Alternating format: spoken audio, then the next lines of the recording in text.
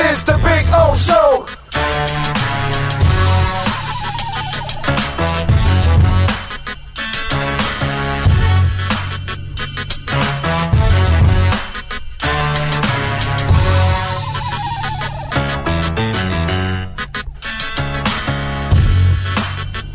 This is the Big O Show. This is the Big O Show.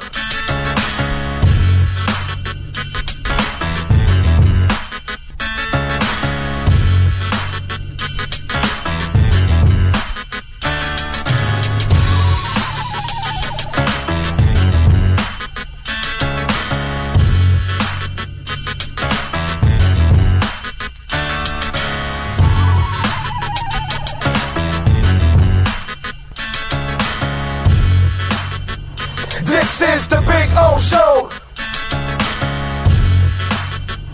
This is the Big O Show. This is the Big O Show.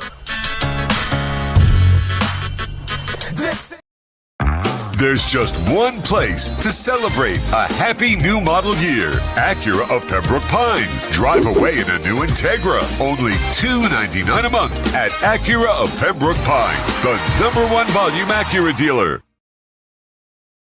When presenting an award to an employee, athlete, executive, or fantasy GM, make sure you call Orvieto's Awards and More. For 35 years, these custom award specialists have been providing plaques, trophies, custom framing, while providing state-of-the-art laser and computerized engraving, UV printing, and glass crystal etching. They do all their engraving and printing in-house for quality control. Call Charles at 305-949-8098 or visit them at orvietosawards.com. Orvieto's Awards and More, where recognition is rewarding.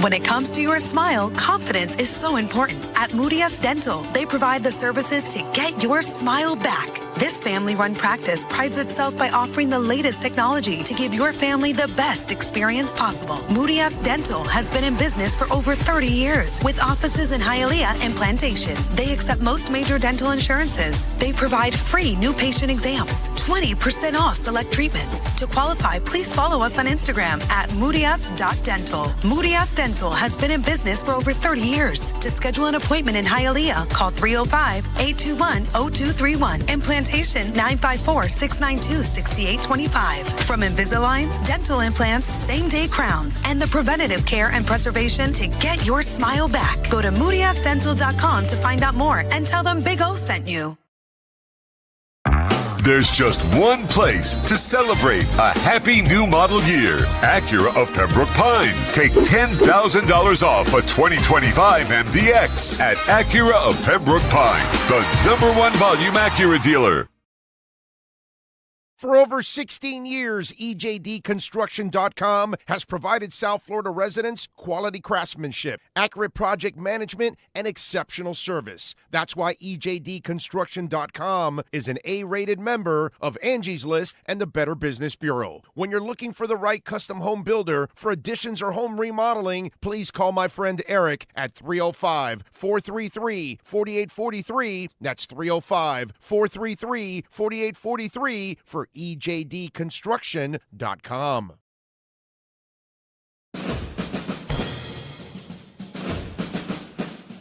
It starts every morning before the sun comes up.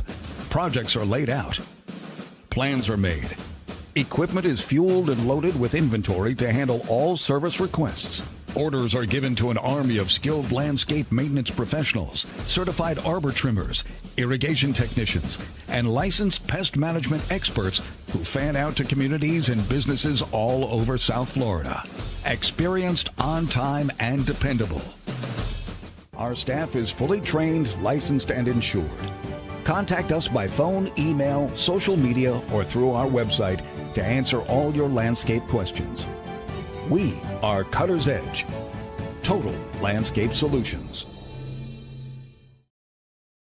The A Sultan's choice for excitement and a caravan of savings awaits at Toyota of Hollywood.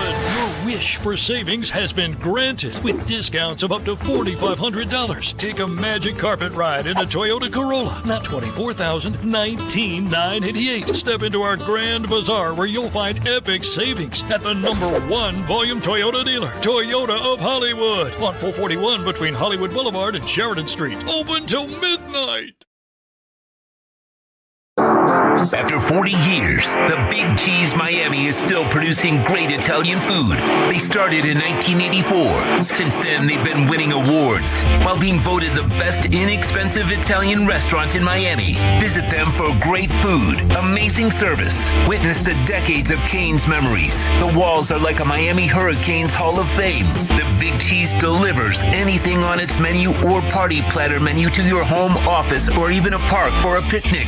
Located at 8080 Southwest 67th Avenue, Miami. Call 305-662-6855. TheBigCheeseMiami.com, where they serve large portions at family prices.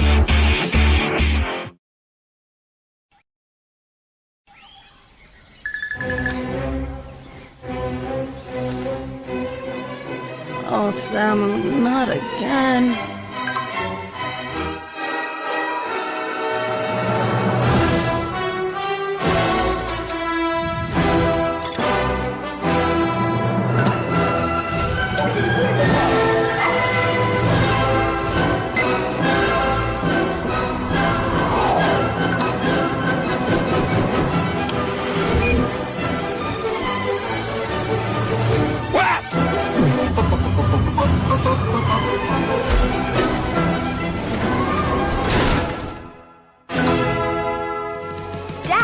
Initiating Daddy's back.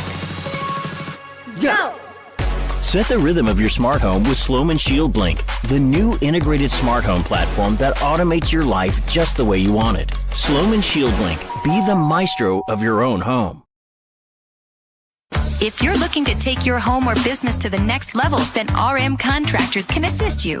RM specializes in new residential turnkey, new commercial turnkey, home and office remodeling. Call them for free estimates. Serving all of South Florida, licensed and insured. Call Ray, 305-345-3649. You work hard to create the perfect atmosphere. You dream it, we'll build it. RM Contractors, 305-345-3649. Or Instagram at RMC Fisher Island. Before you buy or lease a Honda, Volkswagen, Hyundai, or any other model, compare Subaru, rated #1 in safety at Subaru of Pembroke Pines. Buy with 0.9% financing, 0 down. Forester with symmetrical all-wheel drive, $259 a month. Crosstrek with symmetrical all-wheel drive, $239 a month. During the Subaru A Lot to Love event at Subaru of Pembroke Pines, South Florida's #1 volume Subaru retailer.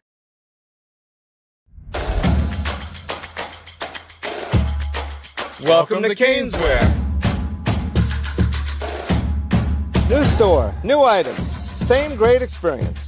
Family owned and operated since 2010, Caneswear has the latest merchandise from the Miami Hurricanes, Miami Dolphins, Florida Panthers, Inter Miami CF, and more. Come visit us at our store in Davie on University Drive, just south of 595, or online at caneswear.com. Caneswear, the spot Miami fans shop. Hi, this is Jeff Welt from Welt & Rayom. Dan and I have been in business together for over 22 years. We're not your typical lawyers. When Dan's not working in the office, he's flying his stunt plane. When I'm not in the office, I'm either getting tattooed, bowling, riding a motorcycle, or going to concerts. We might not be your typical attorneys, but we are aggressive attorneys, and we'll do whatever it takes to get you what you deserve. Consultations are always free. Call us anytime, 24/7. Welt & Rayom can help. There's just one place to celebrate a happy new model year. Acura of Pembroke Pines. Drive away in a new ADX. Only $299 a month at Acura of Pembroke Pines, the #1 volume Acura dealer. The viewpoint, statements, or beliefs expressed on the following program by the host, guests, or callers are not necessarily the opinions of FantasyXS.com, Media Group Inc. ownership, management, sponsors, or website.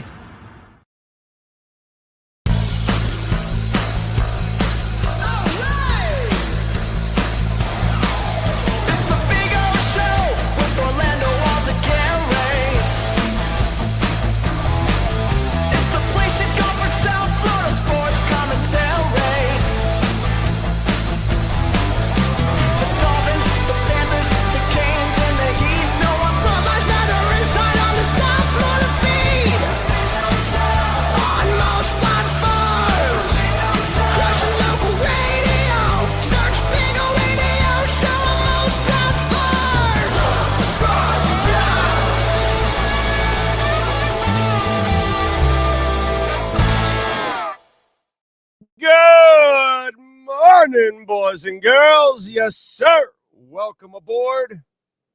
Friday, October 17th, 2025. Day number 18,903 since the Miami Dolphins won the title. Day number 8,687 since the Canes won the title. And we're still hanging on, baby. 116 straight days. Bitcoin over 100K. Getting tested right now. Anyway, so good stuff. Today, we are here. We are blessed because we get to enjoy another day. By the way, we will be back tonight. We are going to be having the post-game show for the Canes and Louisville. And then we'll be back on Sunday for the pre- and post-game for the Dolphins. And we'll do that. But looking forward to the game. Looking forward for the real football. You know, the soap operas on Sunday. The real football is on Friday this week. So Canes and Louisville. Canes favored by 13.5. I told you already. Right now, the way I'm looking at it, I'm taking the over 15.5. That's my play right now in this game. I'm going to see what happens with the line. And then we'll, hopefully Louisville gets the ball first and drives downfield and drives the line down a little bit. Then maybe I can lay the points. I like the Canes to win this game, but I don't like laying 13.5 points. I think that's just a little too much, a little too much. That's the problem. Got a loaded show for you. David Furones will join us. We'll talk Dolphins with him. Jody Demling will join us also in hour number 2 from 247 Sports in Louisville. He's the sideline reporter. He's gonna give us his thoughts on the Louisville side of this matchup. So good stuff there. By the way, if you missed it 2 days ago, Alexis Cubitt joined us also from Louisville. So got that, and she was great. Good information. We have some new information talking about now playing 2 quarterbacks. So I wanted to get another follow-up on that leading into the game tonight. So Jody will join us, and we'll have a good time with him and get the latest on his thoughts on what the 2 quarterback combination means tonight. We'll see. Either way, but just giving you something so you can chew on leading up to the real football being played in town, which is of course the Miami Hurricanes. So good stuff there. Brownies are favored now by 2.5. The over and under is 37. Dolphins plus 120. Browns minus 145 on the money line. The weather, say it's going to be bad. We'll see. Obviously, still got to wait till Sunday, and then we'll figure out. I mean, I don't really care. I don't care if it's sunny. I don't care if it's raining. I don't care if it's windy. Who gives a shit, dude? The season's over. We're just going to watch. Whatever happens, happens, and that's it. I mean, it's not like it's, I see what's going on right now, and I feel bad for a lot of you out there. Okay. And you know me, look, I'm open. I pick on you. I'll tell you your faults. You guys know that. I'll tell you that, fans sometimes are fanatical. You don't think logical, all those kind of things. That's why I do this show, because I'm hardcore objective no matter what. And I'll just call things like I see it, instead of being just Joe fan the entire time. And I don't mean anything bad by it. It's all done with tough love. You know what I'm saying? But look at what's going on now. Okay. And I'm gonna talk to David Furones about this too. So there's absolutely no truth to Jalen Waddle getting traded, but SNY puts it out. I on my timeline comes up Joe Shad, and he retweets the SNY thing. So I retweet Joe Shad thing because You're giving that life, Joe Shad, or any other local reporter. And I get what they're doing. You know why? Since the local reporters have no insight whether it's right or wrong, so they want to cover their asses by retweeting the other outlet doing it because it clears them. Well, if it happens, I retweeted it, boom. If it's a lie, it's not on me, it's on SNY or whatever, that's, so you kind of play both sides and you clean your hands of it, right? Not me. I come in and I drop the fucking hammer and I say, hey, that SNY report is full of shit, okay?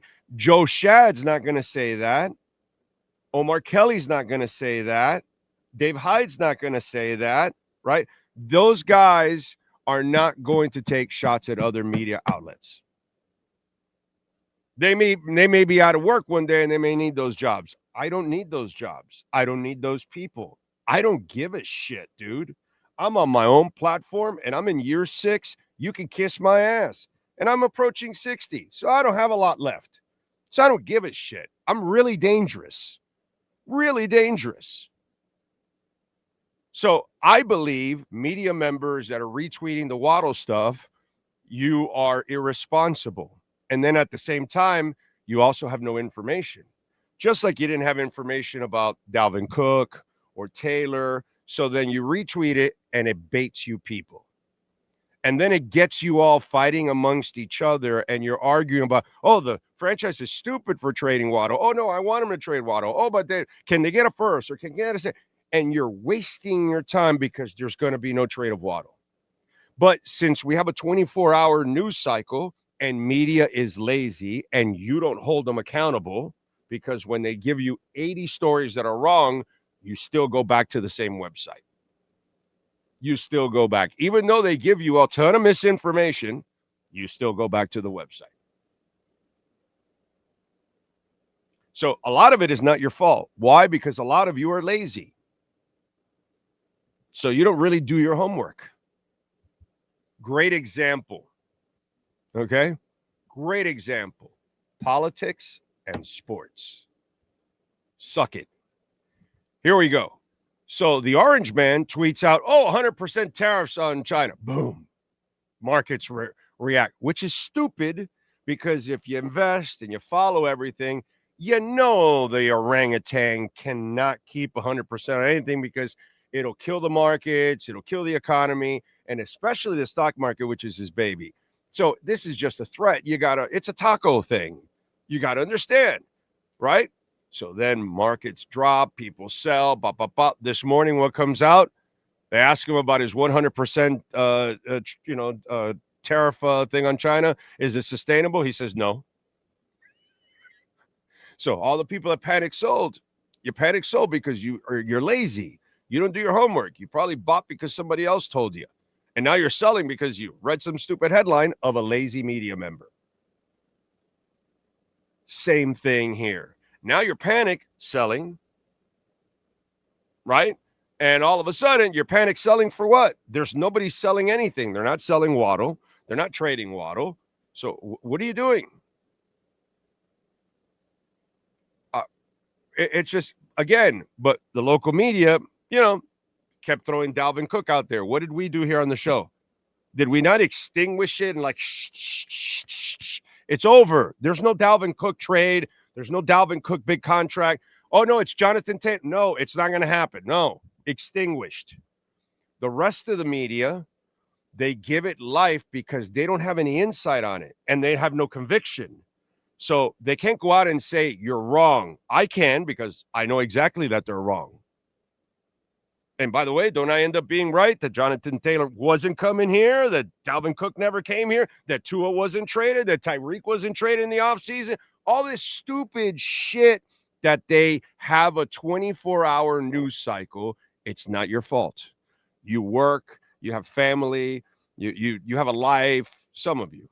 I get it, and you don't really do your homework. And even in investing, you really don't do your homework. It's all the same thing. Laziness is all the same thing. It's all it creeps up in this in both areas. And it's not to be cruel, it's just to be brutally honest. The media's lazy. There's no truth to Waddle. See, Skylar Tipton, keep Waddle, keep Achane. Why are you even talking about it? Why are you even talking about it? Sucker. You're a sucker, Skylar Tipton. See, everybody that has a comment about it, you're a sucker. You're a sucker to SNY Sports. You're a sucker to any of the local media that gave it life, because there's zero truth to it. Zero. The only guy that could possibly get traded, what have I been telling you for half a year? It's Chubb. It was Tyreek and Chubb, but, Tyreek's, it is what it is. That's the only guy. That's the only guy. The other guys, didn't I tell you already what's going to happen yesterday on the show? Didn't you, have you listened? You all, a lot of you are getting your wish. All the changes are coming. Okay?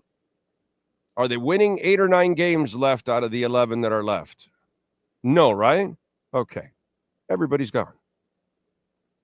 It's etched in stone. Rest of them won't tell you that, but I can tell you that. I can go out on the limb and tell you that. So, how are they going to allow people to start making moves when you're gone? They're not surviving this. I don't know. Unless there's 8 or 9 wins coming. Unless you tell me a massive tsunami of wins are coming here to end the season, then okay. Right? But if there's a massive tsunami of wins, everybody's gone. So there's going to be no moves. The only one would be Chubb. Outside that, the moves will be made by somebody else. But it's just like, everybody else is playing checkers. That's the problem. And they want to fill the little news cycles and all that. This is just, this is going in the other direction already. So just stop being suckers, dude. Jesus Christ. They weren't shopping to, they weren't going after, all these things that I've like shot down. What's the offensive lineman they did for like 2 years, 3 years? From the Broncos and the Vikings, and he was there last night. Dalton Reisner. Just laziness. Just because there was a connection or something, they use him, and every time I would tell you they have no interest in him. Did they ever sign him? No. But hey, man, we have a 24-hour news cycle. Let's bring the name Dalton Reisner on every year in the offseason, even though they have no interest in the guy. Zero interest in the guy. But hey, what the hell? There's a former connection. So for that, it buys me time. And as a media member, I need to fill space. I need to put more content out there on social media. And it's sad, bro. It's sad because so many of you are suckered so freaking easy. And that's what you see there. So, Ray says, Boomer Esiason and Ross won't fire Greer because he knows too much inside info. Yeah, that's a whole bunch of bullshit also. They'll maybe move him to another position. That they can do. But unless there's 8 or 9 games that are going to be won here, they're gone. Okay? Gone. You guys they're going to turn the page. Those 2 guys are gone. Okay? That's it. That's the bottom line. I don't give a shit what Boomer says. I don't care what SNY says.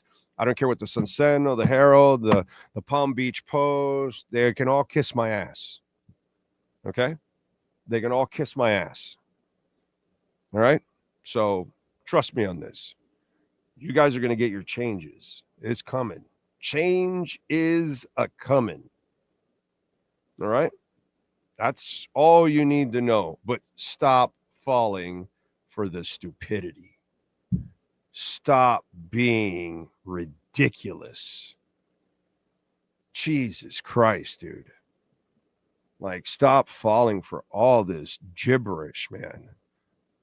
Was it somebody wanted to trade for Robinson, the running back in the preseason? It's like, bro, do you watch what's been going on the entire offseason and people writing about that? And it's just like nothing.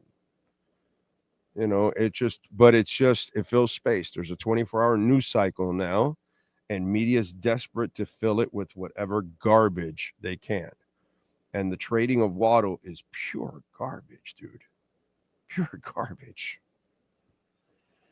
Jake from Pallettown says, I panicked and bought some more Soul as soon as I woke up. That's what I did. That's it. Panic buy. That's what I did too. That's what I've been doing. I've been panic buying. Jeff in Long Island is number one. Don't forget, let's go. Smash the hell out of the like button. You only got 37. Let's go. Dolphin Dave. The Dolphins need to make trades that make sense. There'll be no more trades right now. Don't stop talking about trades. Wait till everything else down the line, bro. Relax. Just move on. Just talk about the sorry-ass game we have coming up this week, and the sorry-ass game we have coming next week, and the sorry-ass game the week after that, and the sorry-ass game after that. Just focus on the sorry-ass team.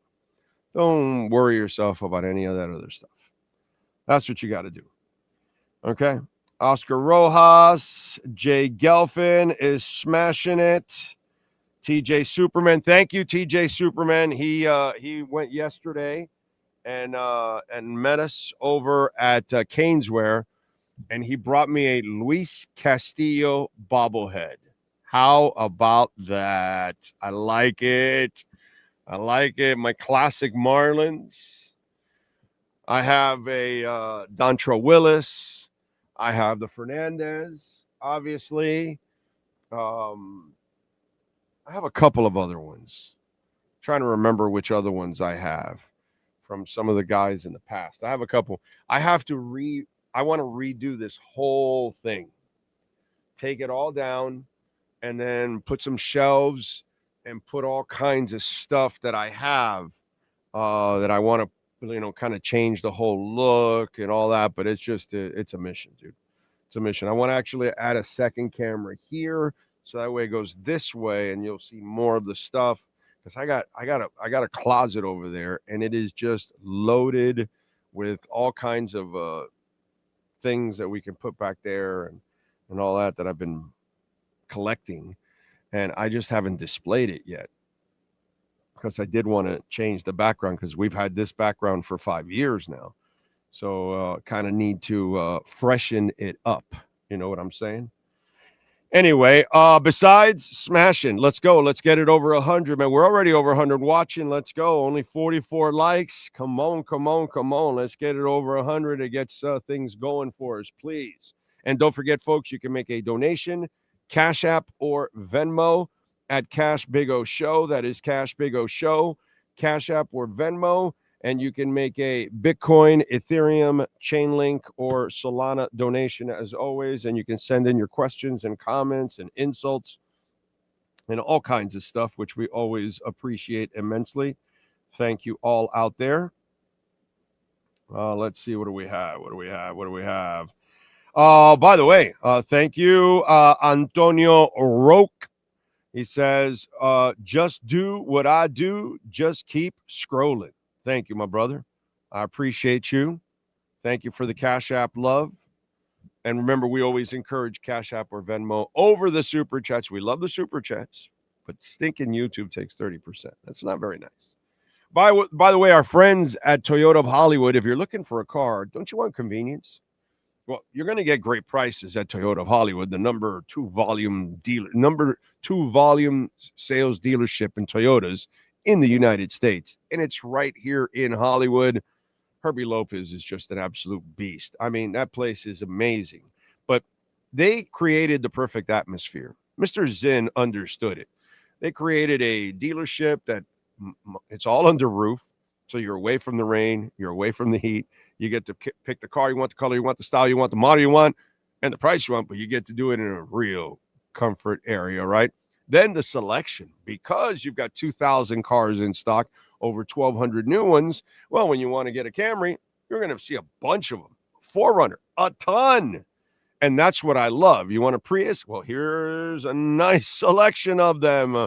Many colors. This way you can actually pick which one you want. And that's what you want when you go to Toyota of Hollywood. 1841 North State Road 7. And you want convenience? They're open till midnight. A lot of people work 9 to 5, man. They work hard. They don't have time during the day to go buy a car. Man, can I go in the evening? Oh, this dealership closes at 7 or 8. I got to be hurried up. No, it's closed at midnight. So you got plenty of time, midnight every night. Take advantage. Number one volume sales dealership in the Southeast United States. And again, they've got no payments for 90 days. 2.75% financing is available. 0 down. Take advantage at Toyota of Hollywood.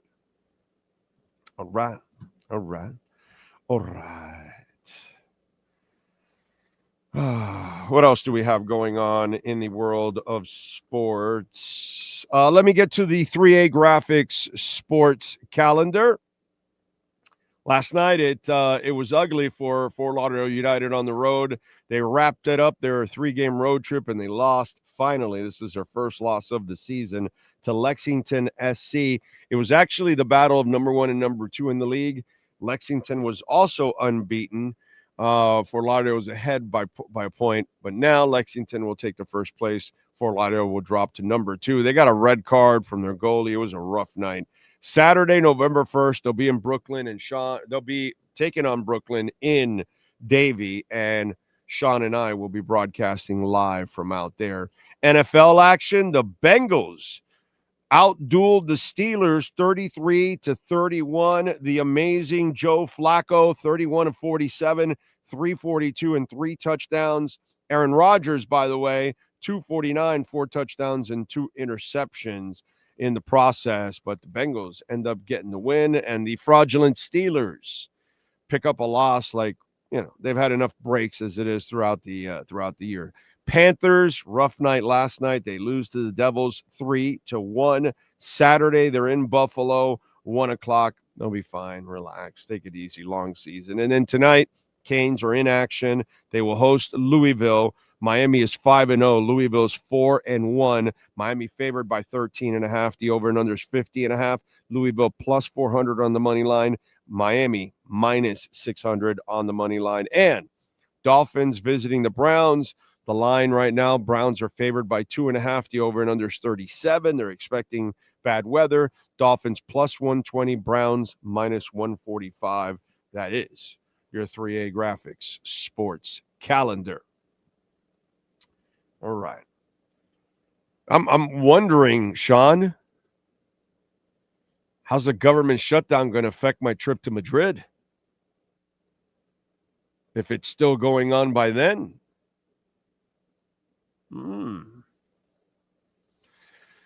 By the way, how's travel? Anybody traveled in the last couple of days? How's it been with the I call it, you know, since I hate both parties, you know, and I'm fair that I fairly hate both parties.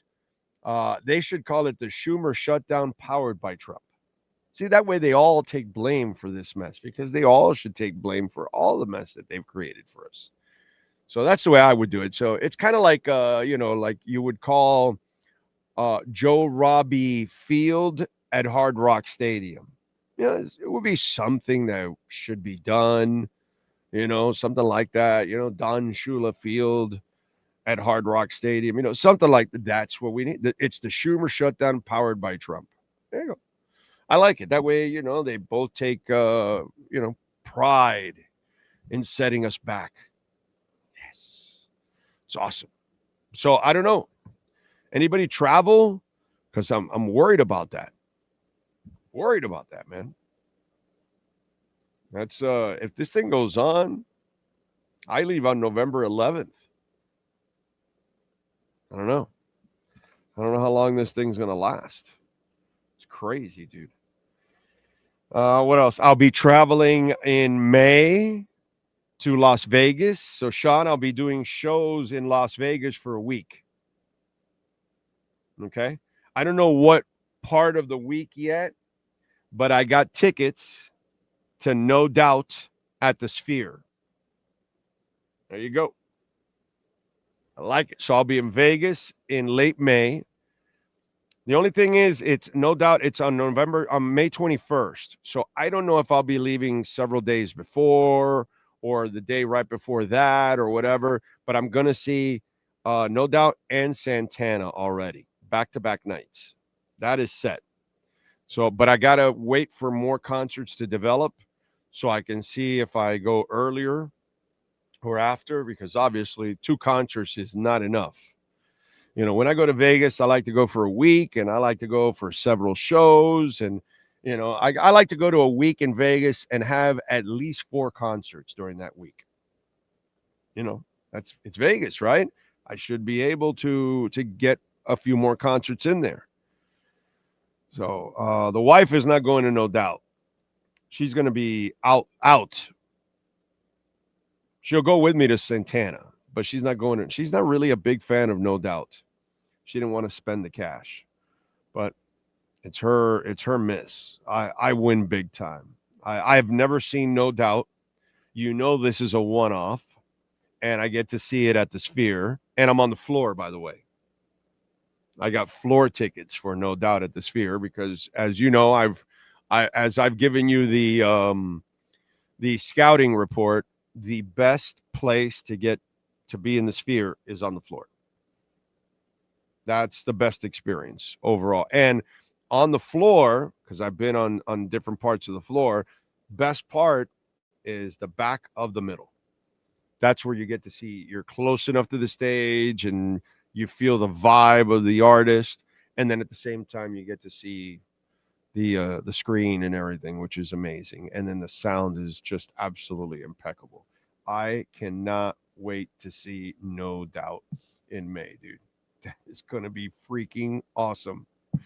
My wife freaked out. She goes, No Doubt going to the Sphere? Can they sell that? And I go, can they sell that? I go, yes, they'll sell that. And especially because a lot of people like myself, I never really got to see them. And that's not something you're going to see because she doesn't need them. So pretty cool. Pretty cool. So if anybody's going out there, we shall meet out there.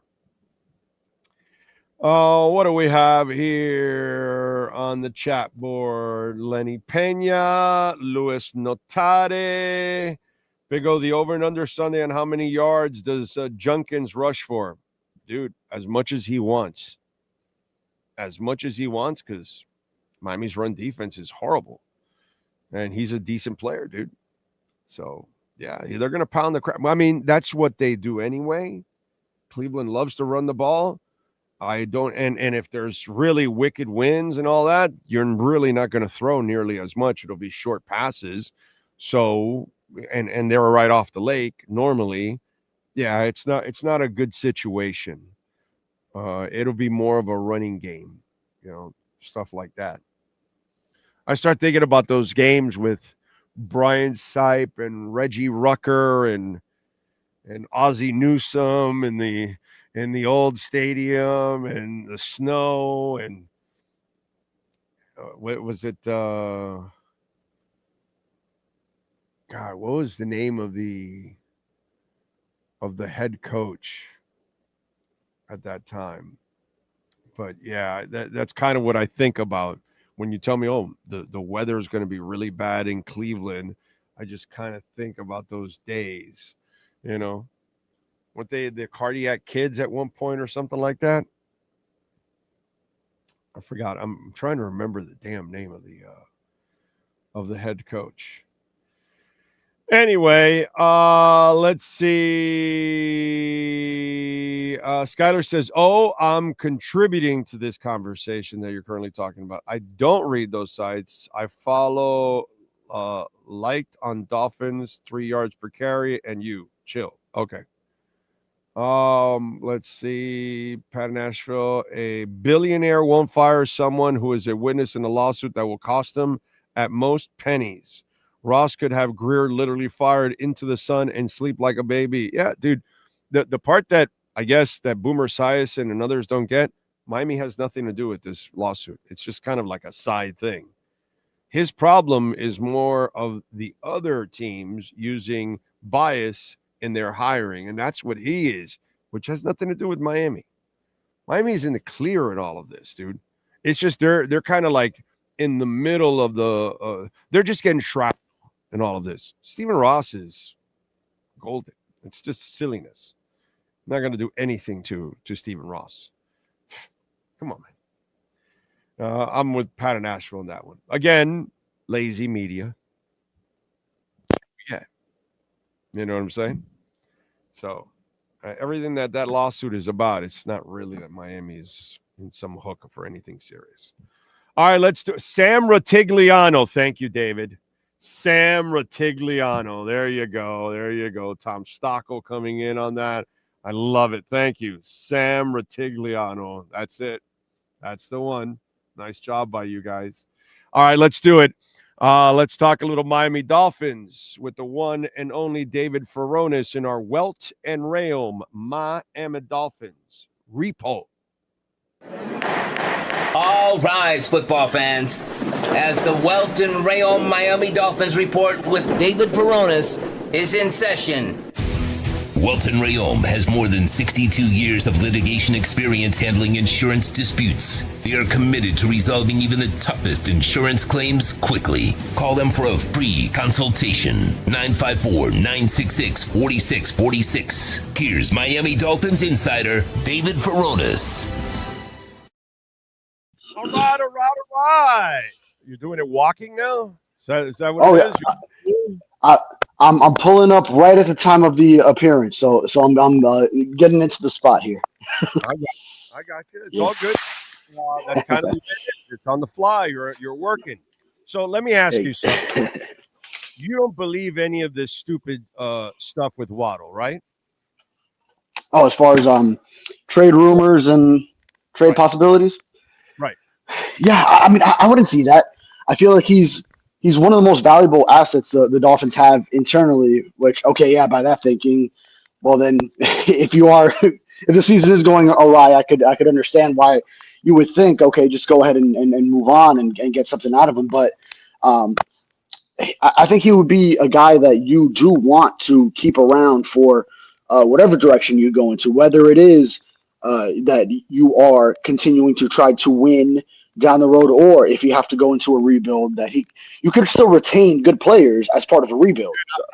I can play the what if on both sides. That's not what I'm asking.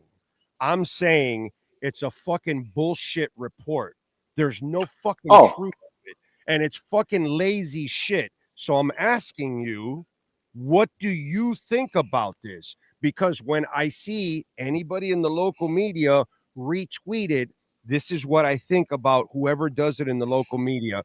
Oops, I have no insight. I don't really know what's going on. So let me retweet it and cover my ass because, hey, if SNY reported it and I retweeted it, I at least exposed it. And if it's wrong, it's on them. It's not on me. But since I don't feel good, going out and just slamming the report and just saying, that's it.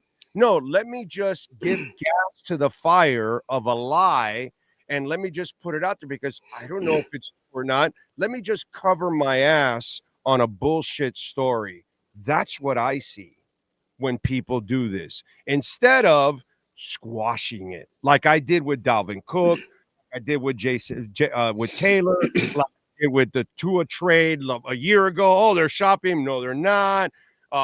Oh, they're going to trade Tyreek in the offseason. No, they're not going to trade Tyreek. They cannot. So I'm asking conviction-wise, why is it that people fuel this bullshit? See, I think if there's a report from a legitimate news source out there, then that is a way to go about it, is that you acknowledge this is out there. And then I think you would have to have conviction to squash it as bullshit. Like you would legitimately need to have that information come to you. So if in fact you do not have it that strongly coming into you, then I think it would be the right thing to acknowledge, hey, this is out there. This is what they're saying. And that is what it is. We don't have it one way or another to go ahead and squash it entirely or to confirm it. So, That's where I would stand on that. I haven't really played into it too much, but I am writing today about trade rumors and talk to Waddle and Waller. I plan to ask or not Waller on that, but Waddle and Jalen Phillips, and I do plan to ask Mike McDaniel here later. That's not fair to them, dude. That's not fair to them. They're not asking for trades. They're not doing anything. They're not acting disgruntled or anything like. At no point has Waddle act disgruntled. At no point has Jalen Phillips. Oh no, disgruntled. So then, where's this coming from? And as I've kind of found out now, do you expect 8 or 9 wins in the next 11 games? No. Okay, both are gone. Both are gone. Wait, I thought you were just saying it was all bullshit. No, I'm talking about McDaniel and Greer. They're gone. Okay, yeah, both McDaniel and Greer. They're done. So why would, unless you show some kind of an incredible turnaround, you're not coming back. How are they going to give them any power to make any kind of moves? The only one I could see is Chubb because of fiscally, there's a window coming up in the offseason. So I kind of understand that one because that one was probably already discussed a year ago. So I kind of understand that one. Outside of that, the H-N, the Waddle, bro, that's just content-filling bullshit to bait fans into. There's no truth to that, dude. You got to decide. The new people will decide what talent they want to keep and what talent they want to get. You can't. The people that are exiting can't be making the decision. Yeah, that's the thing. Is that if you're in transition, and then that would be when Steve Ross wants to make that move, if and when that time comes, because until you do make a move, until you do make a change, then that is their job. The people currently in power is to decide on exactly those things. Well, no, it's not. Not if their future is not certain. That's the thing. They can't make that. Ross could put a kibosh on things like That's what I'm saying. So it's all now based on how the season ends, and I think we know how the season's going to end. Yeah. Now the trade deadline comes before the season ends. Is the other thing. So I get that decisions have to be made before then. Like with Calais Campbell last year, that whole thing, and the Dolphins told him we do see a turnaround coming. It came to an extent, but not enough to get into the playoffs, which ultimately is what obviously Calais would have hoped for at this stage in his career, coming down here for you. That made no sense whatsoever. Yeah, I always felt bad for him. Yeah. And that's what they're going to do again. They're going to give them every chance to prove themselves and get themselves out of the hole. But by the trade deadline, that's not enough time. So this will continue. And, in a couple of weeks, the trade deadline will pass and those names will be here. And everybody will go, oh, wow, okay, they wasted more time talking about all this stuff. It's just kind of silly, man. I don't know. It just, to me, we're doing a disservice to fans. Because we're playing with their feelings about stuff that is not even an issue. Nobody is nobody. This isn't Jalen Ramsey, bro. Nobody's acting like I'm sorry. Nobody's acting like Toast Ramsey. He was getting cooked. He was getting roasted last night. My goodness. Yes. Jamar Chase. Then he was on T. Higgins. Joe, I mean, it's telling when Joe Flacco was picking on him, Jalen Ramsey. Give the Dolphins credit on that one. Oh, they stole that trade. Didn't they save $6 million, got a 5th-round pick, got the better defensive back because Minka is playing better than Jalen Ramsey, and they replaced the tight end with a cheaper tight end and better tight end. They just don't use him enough, but he is better. That's another thing. You know what I'm saying? But, hey, listen. We have a team that has no idea that they focus on the tight end. You know what I mean? Did you watch Pittsburgh yesterday? Did you check out their tight ends? Oh my God, Freiermuth and I didn't see all of it, but I think Jonnu was getting involved more early. Freiermuth, Jonnu, and Darnell Washington. Yeah. Combined for 10 catches, 144 yards, and 4 touchdowns. Man. Okay, so, I'm just saying some teams understand that the tight end is like really important, actually. Like you should use it, But, And John was just one of 3 in that system. he was all the tight end production last year here, and Obviously, Darren Waller, a big part of it here that needs to get back involved after a game and a half where the targets are missing. It's not him. It's his coach. Oh, yeah, yes, that's what I mean, that the Dolphins need to get him involved. Sorry. Yeah, it's his coach that just has no consistency, and he's a scatterbrain, and he just, it's like, think about it. Do the simple math. 2 weeks ago, you used the tight end, you're up 17-0. You don't use him in the second half, you lose the game. Last week, you barely used your tight end till the end of the game for an easy touchdown, and you lost by 2 points.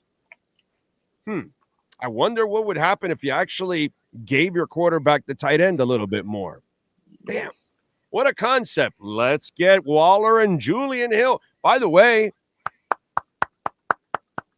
Julian Hill, dude, he's had a very good season compared to his first two. This is what you call a very good season for Julian Hill. Very few mistakes, very few penalties. Compared to the prior years, he's catching the ball. He's catching the ball consistently. Julian Hill has turned into a good player.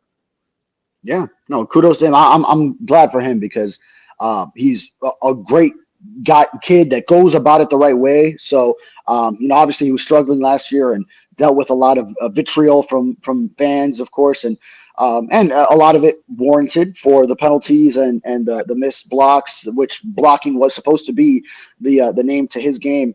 But I mean, I just knew from the way you see him go about things, the way he approaches it as an underdog his whole life, going down from Pee Wee to going to college at Campbell and adversity that he's dealt with in his personal life, then you knew that was a guy that's just not going to be denied. He's been the underdog his whole life. So, you knew he could get out of that. Obviously, it is a difficult challenge when it's happening at the pro level when you're playing against the elite ones. But, I'm glad for him. And Chris Perkins wrote a column on him. Go check that out.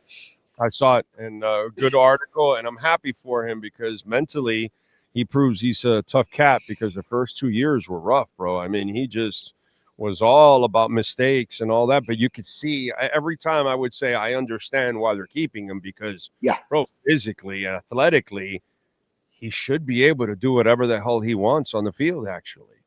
You know what I mean? So it's just a matter of him maturing and figuring everything out, and it looks like right now, he has turned into a very capable tight end for Tua Tagovailoa. I just wish that they would use both of them a lot more. That's what I think. You got to get more bigger targets involved. All those kind. You see what Flacco was throwing to? He's throwing to some big dudes, bro. And he's a big dude, but he's throwing to some big dudes, and he's throwing to a tight end and everything. So it's like, and they have their share of a few tight ends. So it's like crazy, man. Just especially with Tyreek Hill out there, and that's got to be where you look to supplement some of that miss. You can never replace it. Tyreek Hill is obviously a singular talent that's not to be compared to others, but that's how you just sort of make up for it with the offense as a whole. Between that, obviously Devon H and the run game. But you're nailing it, bro. The part that you're leaving out a little bit is he is kind of like Tyreek. He's a mismatch. So how many different type? Whatever, it doesn't matter to me. Yeah. HN and Waller are your mismatches. Yeah.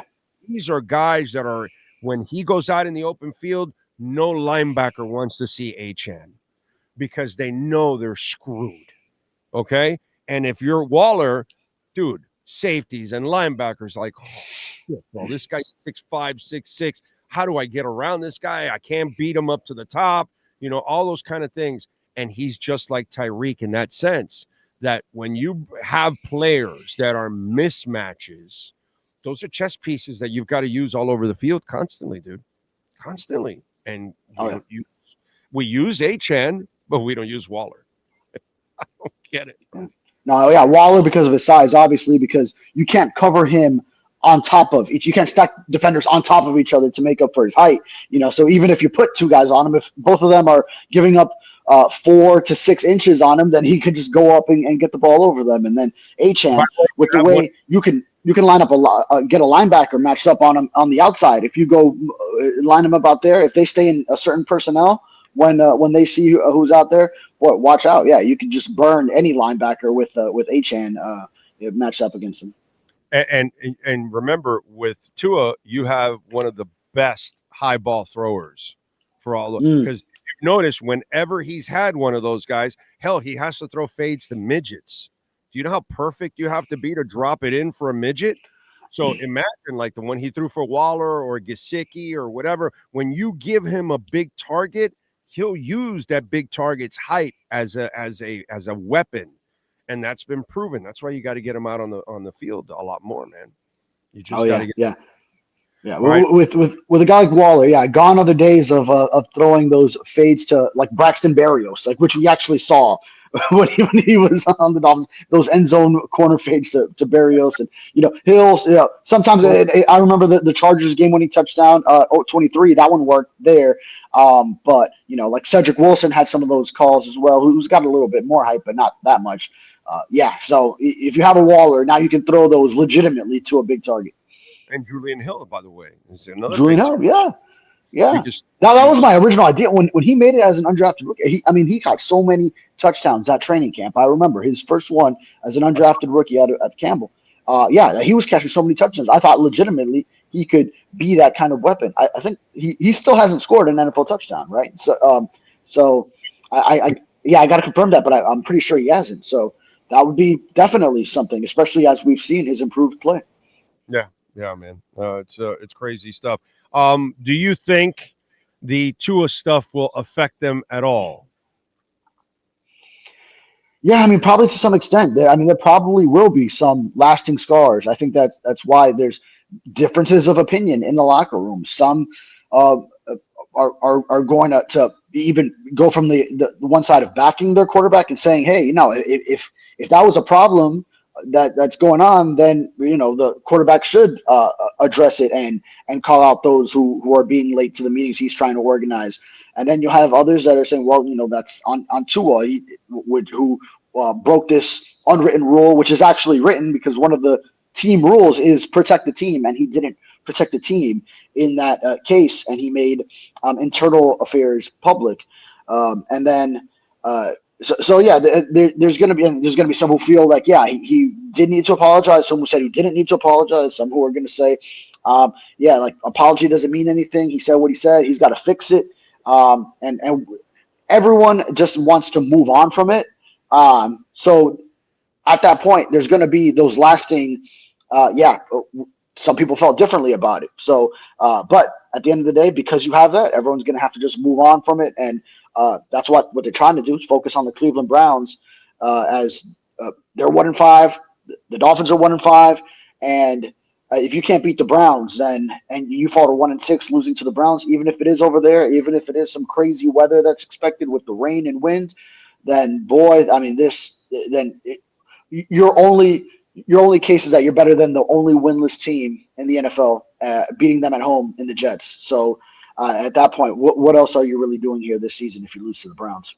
The only follow-up I would have to that is, and this is, I'm just kind of being a smart ass here, to be quite honest. What? You never do that. I ask you, will it affect them? Well, they're 1-5. Defense can't stop a cold.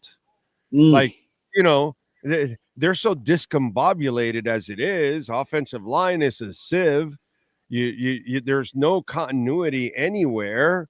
You don't finish games. So I'm wondering, what's there to save? What was so sacred that Tua violated? That's kind of the part that I find really hilarious about all of this, is that people act like the Dolphins are the Florida Panthers, and that somebody said something that could derail and ruin the locker room or whatever, or these are the Miami Hurricanes, a team that is really now finally truly turning the corner, and some smart aleck kid is all of a sudden wanting to make it all about himself and pollute the locker or something like. We're not talking. all we heard from these guys was a load of shit about how we're bonding and how we're getting together and this is going to help us for the tough times and all that kind of crap. And we're all hanging out together and all that. And I see you're 1-5, bro. I don't see the special teams kicking ass. I don't see the offense kicking ass. I don't see the defense kicking ass. I don't see the coach kicking ass. So I'm wondering what was violated. That's true. That's a very good point. I mean, you could only go up from here. So if there is any effect, then maybe it actually does light a fire under some asses and gets guys going to actually turn things around. So it could be an unintended. Well, I mean, I guess it was intended because Tua was trying to light some kind of fire, but just the way it maybe didn't go the way he went, the way he wanted. It went a little sideways as far as how it was perceived. Then but maybe it could all just lead to some, because it's not going to get worse. You're 1-5. You make a good point.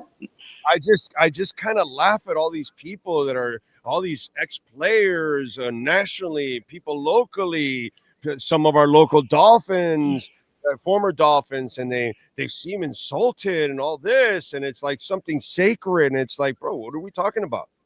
We're talking about a garbage team. We're talking about a team that doesn't even play together. It doesn't even. The best thing was to drop a goddamn grenade in the middle of it. That's what the best thing was. Drop a grenade in there. Drop several grenades. That's kind of what they need. Maybe this actually speeds up the process of making changes. Now, when you say making changes, you mean like this season it turns it around, or because No. I'm talking about, bro. This, buddy. I told you the season was done 6 months ago. Okay, I told you the season was 6 months. I'm talking about next year. I'm talking about the changes. That's the changes. Yeah, the changes. This season's done. There's nothing here. There's nothing to save here at all. No. Yeah. Okay. Now I want to make sure to clarify because if you were saying it that way, I would have been shocked by that you were saying it like that. Yeah. No, but it's just kind of funny how people are up in arms about what? What are you protecting here? There's nothing to protect here. The day you have something to protect, then we can be insulted. You know, if you're trying to ruin what the Panthers are doing, now we've got a problem. You know, but give me a break. I mean, you know, we're like we're at the stock market crash of 2008. We've hit rock bottom, bro.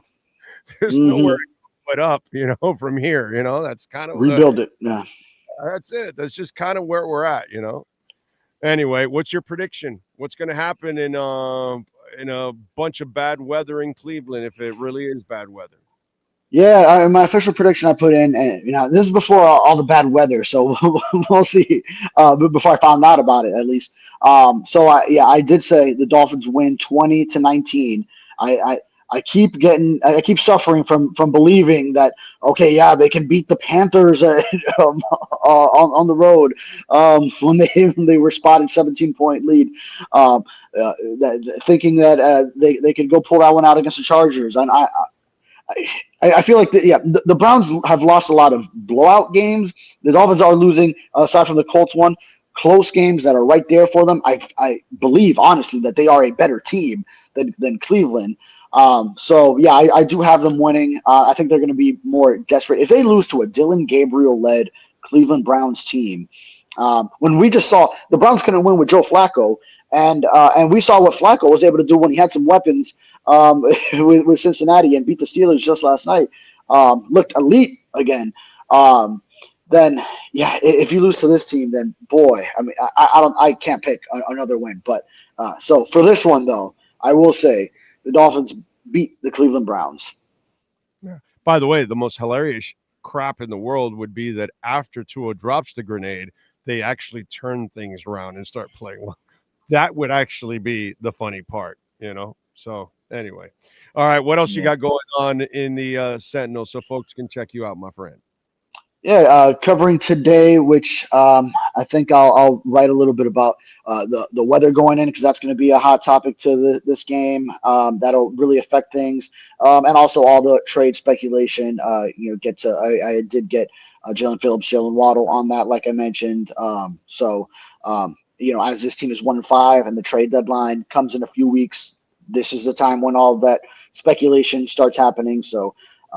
Probably put that together. Just earlier this week, wrote about Patrick Paul facing Myles Garrett, and also Jalen Phillips, who was really hard on himself over the missed sack. Wrote some of those things. Oh, and Butch Berry had really passionate things to say on Jonas Savai and I want you guys to think about this. Jalen Phillips goes through a rough week where he could have made a game-deciding play, right? And he fails. And at no point has he ever looked like he's unhappy in Miami. He loves it, the wife, the whole thing, social media and all that kind of stuff. And then now he's got to hear bullshit rumors about things that just aren't true. And by the way, just a little common sense, since I'm an investor, do you sell low? David, do you know anything about investing? Do you sell low? Buy low, sell high is what I've always heard. Okay, so but when you panic, you sell low, right? Yeah. Don't panic. So Jalen Phillips is having a bad year. He's coming off an injury. He has very little value at this point. You'd be selling it at 40, 50 cents on the dollar. Why would you trade him now for a 5th round pick or something like? Nobody's giving you a 3rd. Nobody's giving you a 2nd. Nobody's even giving you a 4th for him at this point. Okay. So aren't you better off just keeping him and maybe tagging him or signing him to a minor deal or something? He can't ask for a lot. He can't ask for a major deal, but you probably could sign him to a reasonable short deal to try to see. Maybe he's more valuable to you starting next year as a defensive end and a young one next to Chop that maybe turn the corner. You never know. But to sell him now at 40 to 50 cents of the dollar for a pick that really is not going to make a difference, I'd rather take the gamble of hanging on to him already at this point, because his potential is you cannot argue his potential. So I don't know, dude. I'd rather show a little patience. Of course, yeah. Yeah, right. It's potential that you haven't seen yet from the first rounder, at least to its full capability. You saw some glimpses of it, but now he's coming off back-to-back season-ending injuries. Plus, through 6 games this year, he only has 1 sack. So, yeah, you would be selling low if you did. If it was someone who you didn't think you could bring back in free agency because he is on the 5th-year option and his contract is up, then that would be another thing. But he's a guy who likes being here. He's so heavily involved. He met his fiance here. He leads the Dolphins Cancer Challenge, so he likes being in South Florida. He went to school here. His transfer year plus the year that he finished off his college career. You're helping me. That's what I'm trying to say. Yeah, you're adding, and then all you guys are going to pound him with these trade questions. Like, he doesn't need this shit, dude. He doesn't want to leave. He doesn't have any intentions. They have no intentions on trading him. This is like a load of crap on him that he doesn't need. He just doesn't need this. Yeah, but if it's something that's out there, you got to ask him and then get his reaction, which he handled it the right way. Like, hey, I do enjoy being here. Those are things that are out of my control if it does happen, which is all true as well. And sometimes, right. Yeah, I mean, sometimes these trades are surprising, and you never see them until it happens. Luka Doncic in Dallas, you never believe it'll happen until it happens. No, that wasn't rumored. Okay, that was. Yeah. Okay, yeah. But my point is that greater surprises could happen easily. This is a typical irresponsible report that people are now, just going over and over again, just like Dalvin Cook, just like Jonathan Taylor, just like all offseason trading Tyreek. There was never any truth to any of them. But hey, now, let's just keep it alive because we can just print it and say it, and it doesn't, and nobody holds us to any consequences when we're wrong that we're constantly posting all these fake rumors.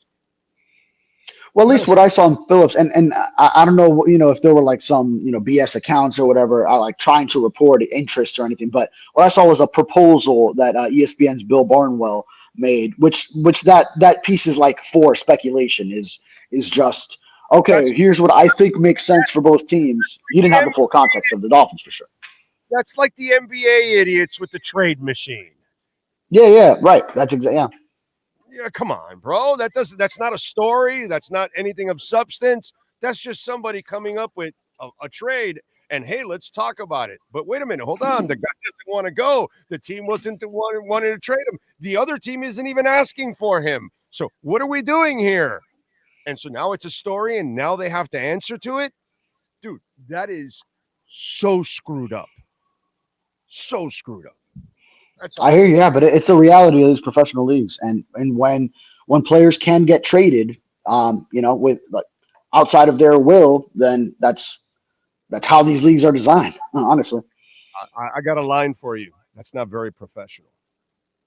That's what I would say. What? So the treatment of the whole thing: bullshit report, bullshit questions, and then you got to put the player through a bullshit scenario. That's not professional. It's not professional to continue to hash out a story that is an absolute lie, or is that somebody came up with it in the football trade machine. Dude, it's just wrong on every level. That's what I would say. I get it for the personal standpoint of that player, but like I'm saying, this is the reality. These are things that happen in these leagues. Guys can get traded, and when teams are down to 1-5, you can start seeing them as sellers, and you start to think about which teams are the ones that could be interested. So, this is no different than anything ever at any trade deadline in any sport. Yeah, I just think it's really. I hear you though. Yeah, it's just wrong. I mean, it sucks for those involved. Yeah. All right, follow him on Twitter at David Furones _ and catch his work there at the South Florida Sun Sentinel. Don't forget Walton Rayom, proud sponsors of this segment. We love them. Bankruptcy, homeowner property damage, condo damage, criminal defense, business owner claims, commercial litigation, personal injury. Save this number. They have their own adjusters. So if you have any kind of damage to home or business, you call them first. They send their adjusters, and they attack the insurance company for you. 954-966-4646. We will catch up on Sunday, David. Yes, sir. From Cleveland. Thank you. This has been another session of the Welton Rayom Miami Dolphins Report with David Furones. At Welton Rayom, they don't get paid unless you win. They handle complex personal injury claims caused by the fault of another in both state and federal courts. They handle auto, trucking, motorcycle slip and fall, and bicycle accidents. Call 954-966-4646. Welton Rayom can help. You guys get my drift on this, right? You understand that, right? Media is completely wrong here. Lazy, wrong. There's no substance to any of the reports. Nothing. And because a national like SNY put it out, that doesn't mean it's legit, dude. That's the problem I have with this business now. There's tons of people that work for all kinds of outlets, and they have no insight. None. So to me, it's a lot of horse shit to do that to Jalen Phillips, to do that to Waddle. Those guys want to be here. Whether it's a sane decision or not, that's a whole other conversation, okay? But those guys have never acted like they wanted out at no point. And so, and there's no truth that the team wants to trade them, nothing whatsoever. So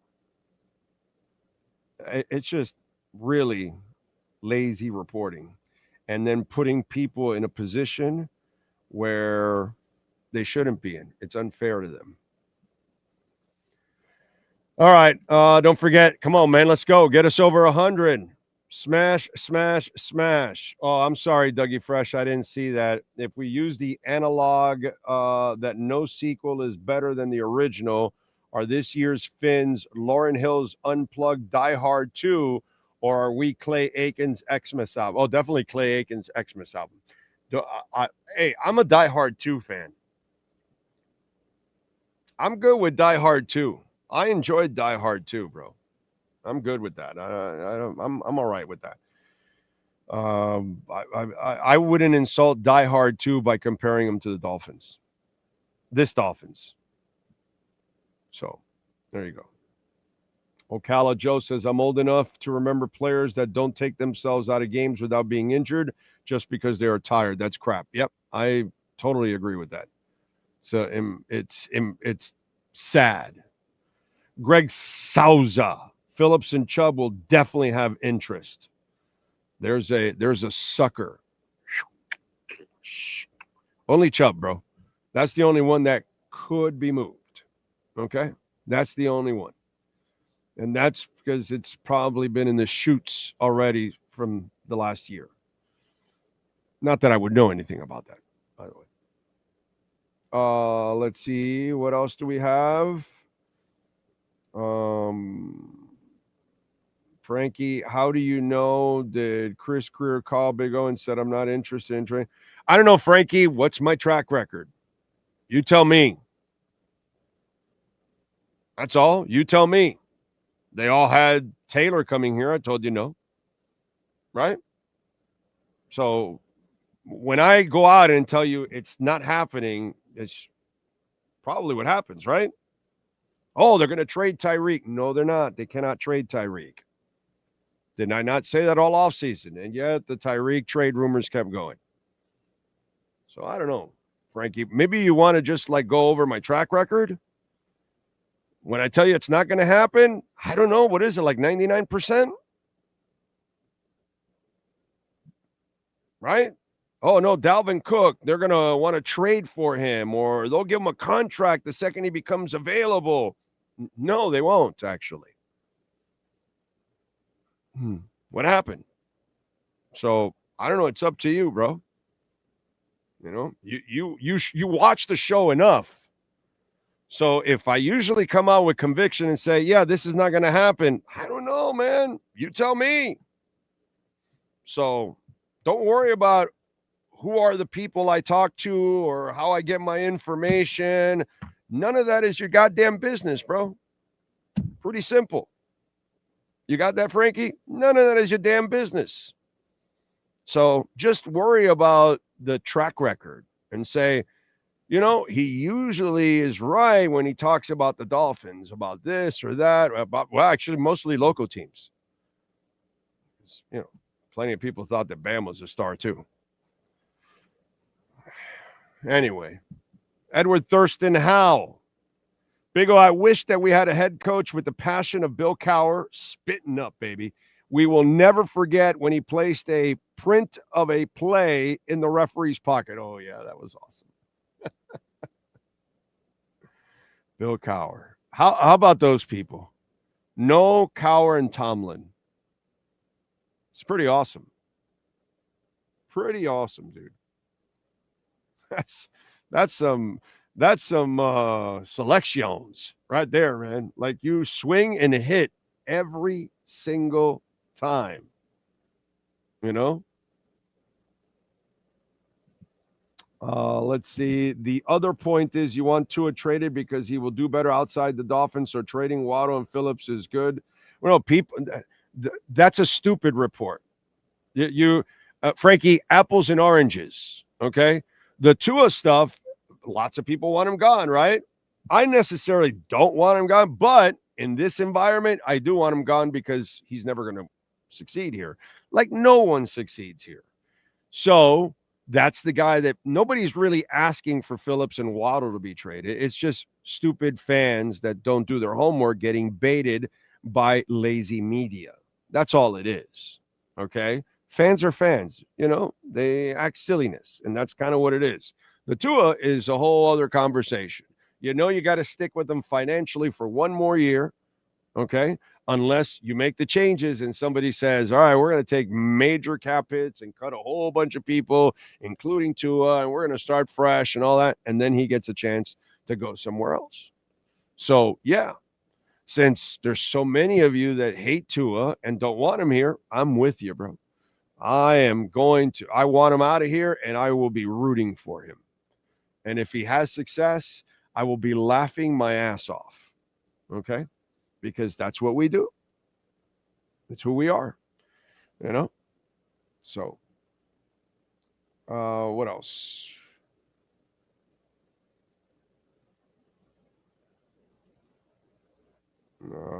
Octane Genius, HN and Waddle are definitely staying. Another sucker. He even had to defend it. Don't even address it, bro. Don't even address it. Don't treat it like it even exists. By the way, since we love our boys at R&M Contractors, Ray and Mike, they do great work, and they sponsor all of our crypto segments. So just a small little crypto segment here. The US M2 money supply has now bounced to an all-time high of $22.2 trillion now in circulation. So as they continue to print, assets will continue to fly. So I'm just telling you that whatever you're seeing with Bitcoin right now, this is a beautiful thing that you can take advantage of. The shutdown that's going on right now, whatever, on Republicans, Democrats, I don't really care, or whatever. The funny part is that on the polls, Trump is losing on all of this.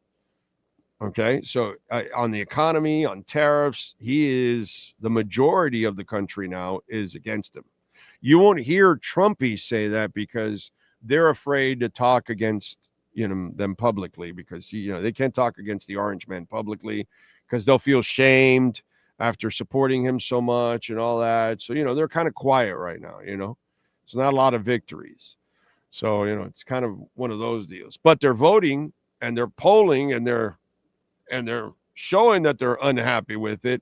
So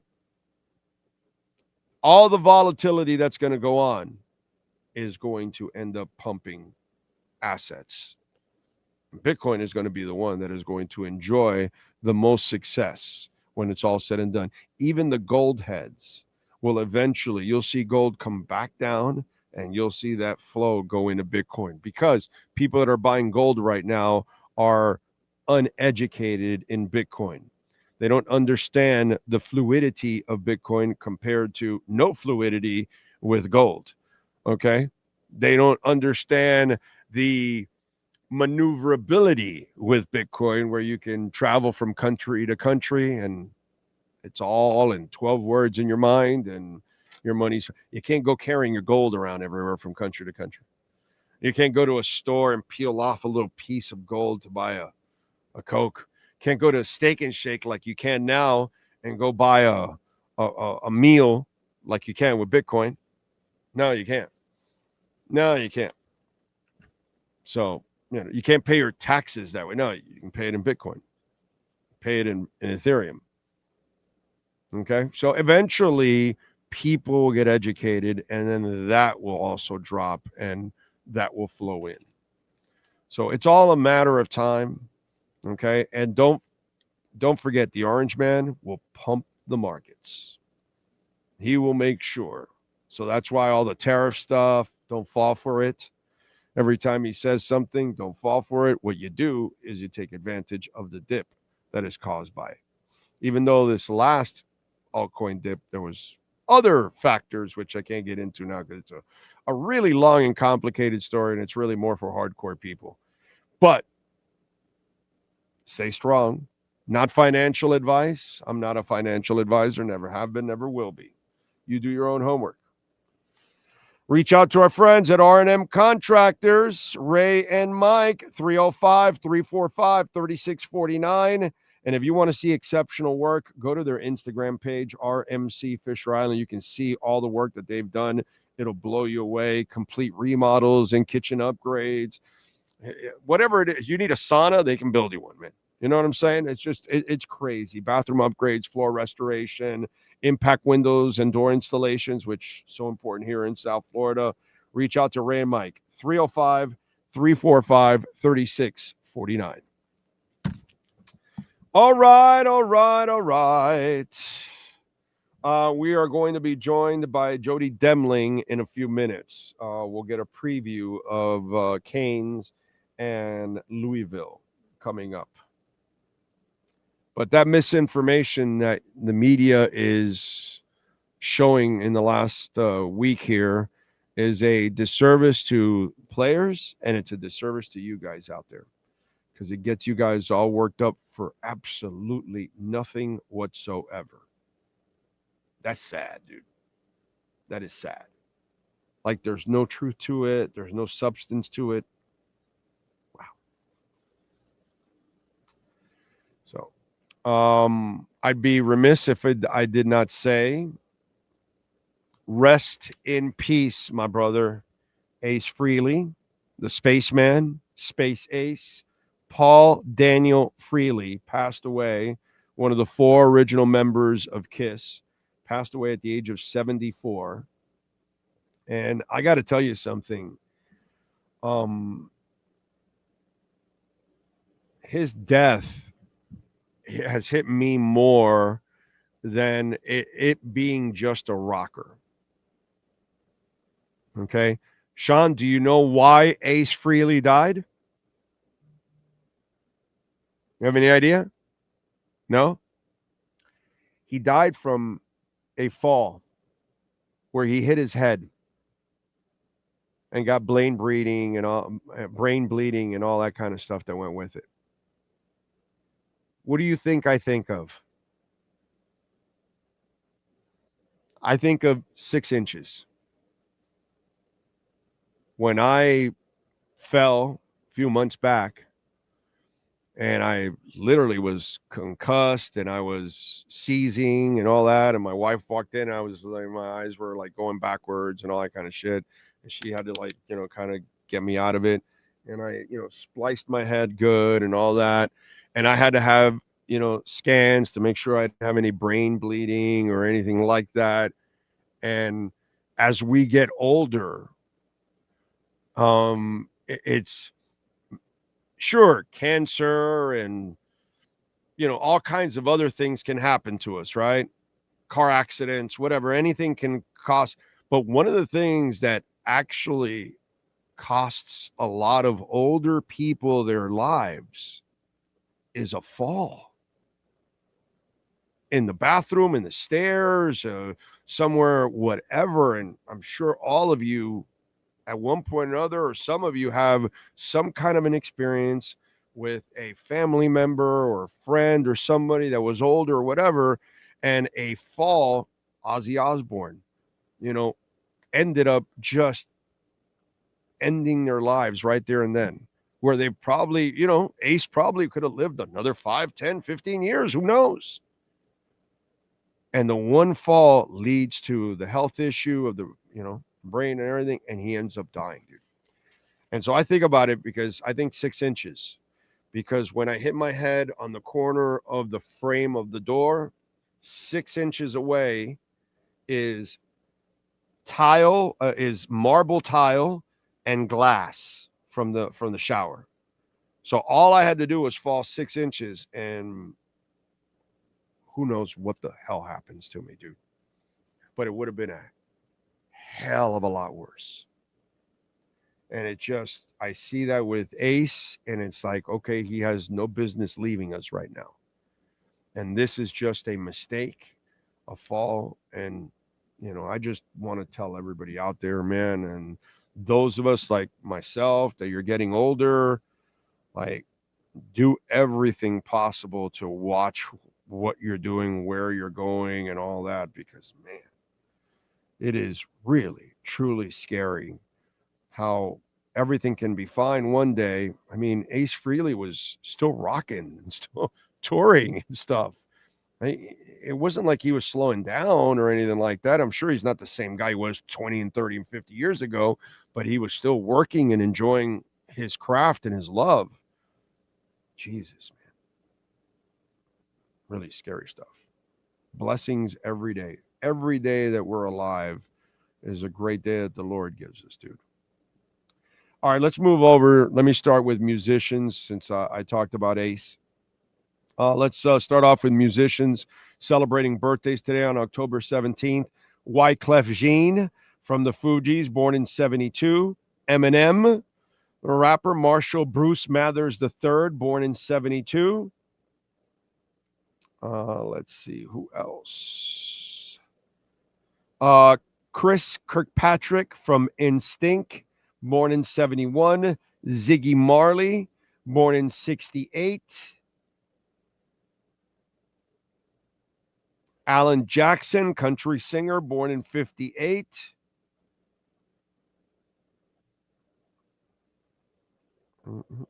Jim Tucker, guitarist with the Turtles, born in 46.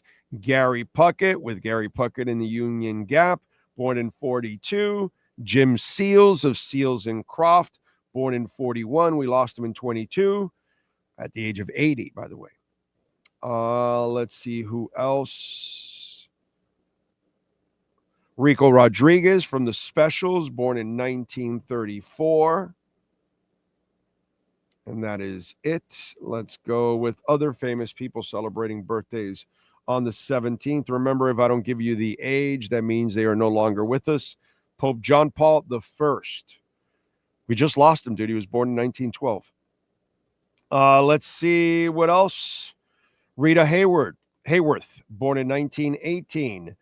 Hall of Famer Don Coryell, Air Coryell, born in 1924. Writer Jimmy Breslin, born in 1930.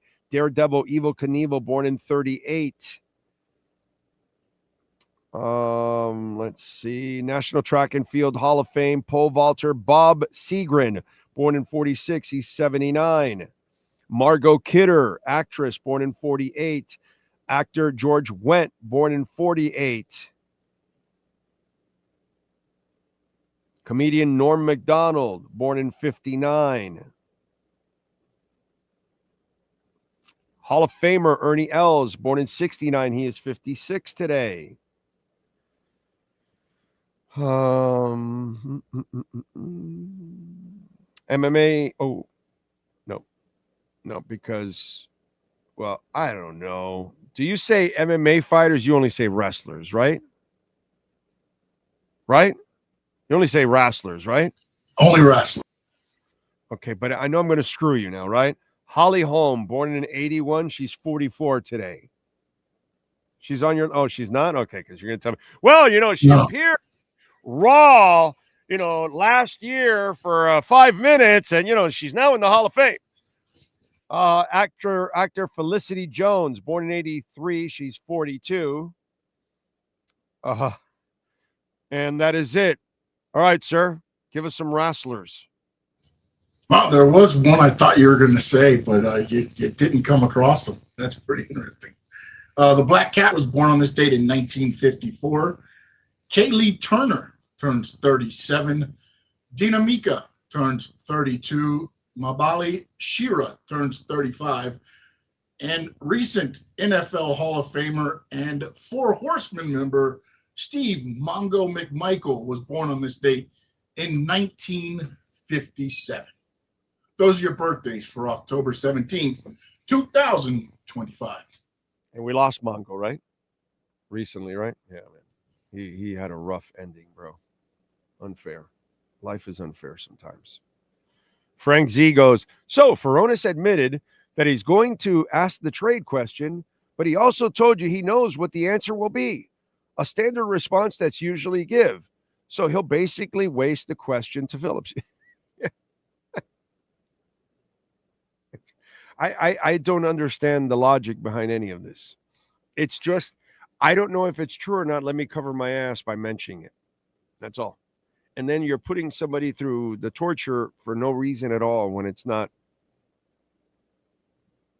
Jalen Ramsey wanted a trade, wanted out. Okay, go ask him. Go talk about it. Whatever. He's disgruntled. That Waddle and Phillips are not disgruntled, bro. They have never asked out. They love it here. They're good people. It's crazy, dude. And then I really feel for Phillips because, he had a really important play that he screwed up. And he screwed it up. I get it. But now he's got to answer this bullshit. It's just not fair to him. Not fair. And people are asking knowing that it's bullshit. I'm not a fan of that. All right, let's go to music history. In 1977, Leonard Skinner released Street Survivors, the last album with frontman Ronnie Van Zant, guitarist Steve Gaines, as both were killed 3 days later after the band's plane went down en route to Baton Rouge, Louisiana. In 1978, Neil Diamond and Barbra Streisand recorded You Don't Bring Me Flowers. The Superstar session is produced by Bob Gaudillo, who keeps a full orchestra standing by in the lobby. Hey, you guys wait right here, okay? Let's see what else. In 1984, Houdini released her second studio album, Escape. It features Friends, Ones We Can Depend On, Let's Be Friends. Before we go any further, let's be friends. And The Freaks Come Out at Night. The Freaks Come Out at Night. That happened in 1984. In 1986, Sid and Nancy, the biopic of Sex Pistols bass player Sid Vicious and his girlfriend Nancy Spungen, graced the silver screen for the first time. In 1988, REM released their greatest hits. It featured Radio Free Europe, Gardening at Night, Talk About the Passion, So Central Rain, Don't Go Back to Rockville, Can't Get There From Here, Driver 8, Romance, Fall on Me. God, I love that song. The One I Love, Finest Work Song. It's the end of the world as we know it. Let's see. In 98, 1 Week by the Bare Naked Ladies was number one in the U.S., where it stayed there for 1 week. In 2002, the Ronettes lost their case against Phil Spector, claiming they were owed royalties for songs used in movies, TV shows, and commercials. In 2006, Stevie Wonder received a Lifetime Achievement Award from the National Civil Rights Museum in Memphis. In 2008, Four Tops singer Levi Stubbs died at his Detroit home at the age of 72. And that is it. Let me see if there's any birthdays that were left out from the other list.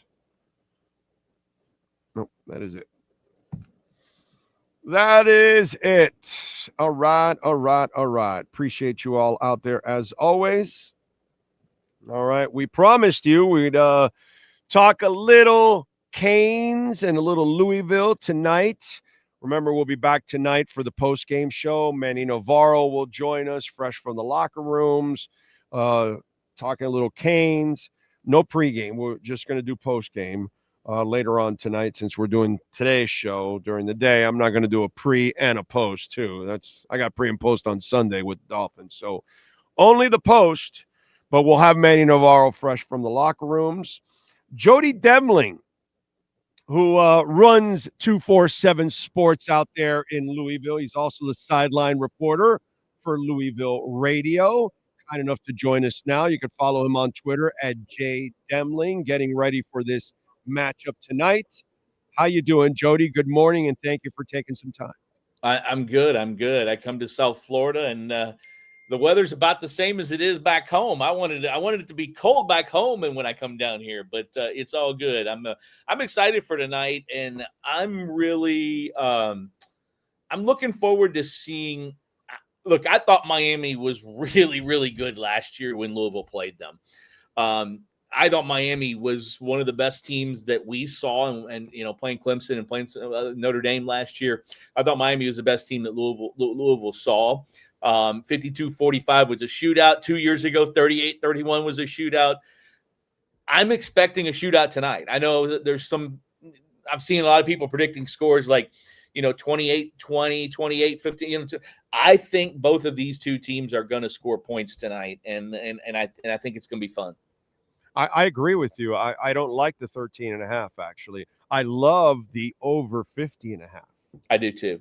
I actually think that 51 points will easily be scored in this game, to be quite honest. I think 51 points could win. You might have to have 51 to win the game. It's probably not going to get to be that high, but I get what you're saying. It wouldn't shock me. I get what you're saying. There's no doubt about it. So now walk me through this, Jody. So all of a sudden, I thought Miller Moss was going to be the guy, but now there's talk about maybe using 2 QBs. Are they just trying to keep Miami a little busy, or is there strategically something to be used for this? So think back 2 years ago, Louisville played Miami down here in Hard Rock, and in the third quarter, Evan Conley was the backup quarterback at that time. He came in for a kind of a wildcat. He had his own little package that he would do. He actually scored a touchdown in the game. And Jeff Brom kind of pulling out all the tricks and all the stops in that game. I think that's what he's talking about with Deuce Adams, who's kind of he's really, if you look at it, the way they've played guys earlier in the season, he would be the third string guy, but he's the dual guy. He's the dual threat guy, the guy that's got speed, the guy that can get going and get you something going on the ground. I think that's what he's talking about. Look, Miller Moss is the guy. Miller Moss has been knocked a lot this year by some of the fans and some other folks out there for taking a few of the sacks. The bottom line is that the offensive line has been banged up so far this year. The running back room is like a mash unit. They've had all three of their main guys out of the lineup for an extended period of time, including Duke Watson tonight, who was a preseason guy who people thought was going to be, an all ACC type of a caliber guy. So they've been banged up offensively in the line and in the running game, and Miller has had to do a lot more than maybe they wanted him to do. And it's affected him. He's taken some chances that he wished he probably would have had back. And he's taken some sacks that really, honestly, he didn't have. There was nothing he could do about it. I mean, he's played well, but he's also made some mistakes. And I think that's what people look at. He's the guy, though. He's the quarterback. I would be really, really surprised if we see a second quarterback other than one play here or there coming in for Louisville. Jody, I've watched a little bit of Louisville, but in general, this is what I would say in defense of Miller Moss or any quarterback in the world at the pro level or at the college level.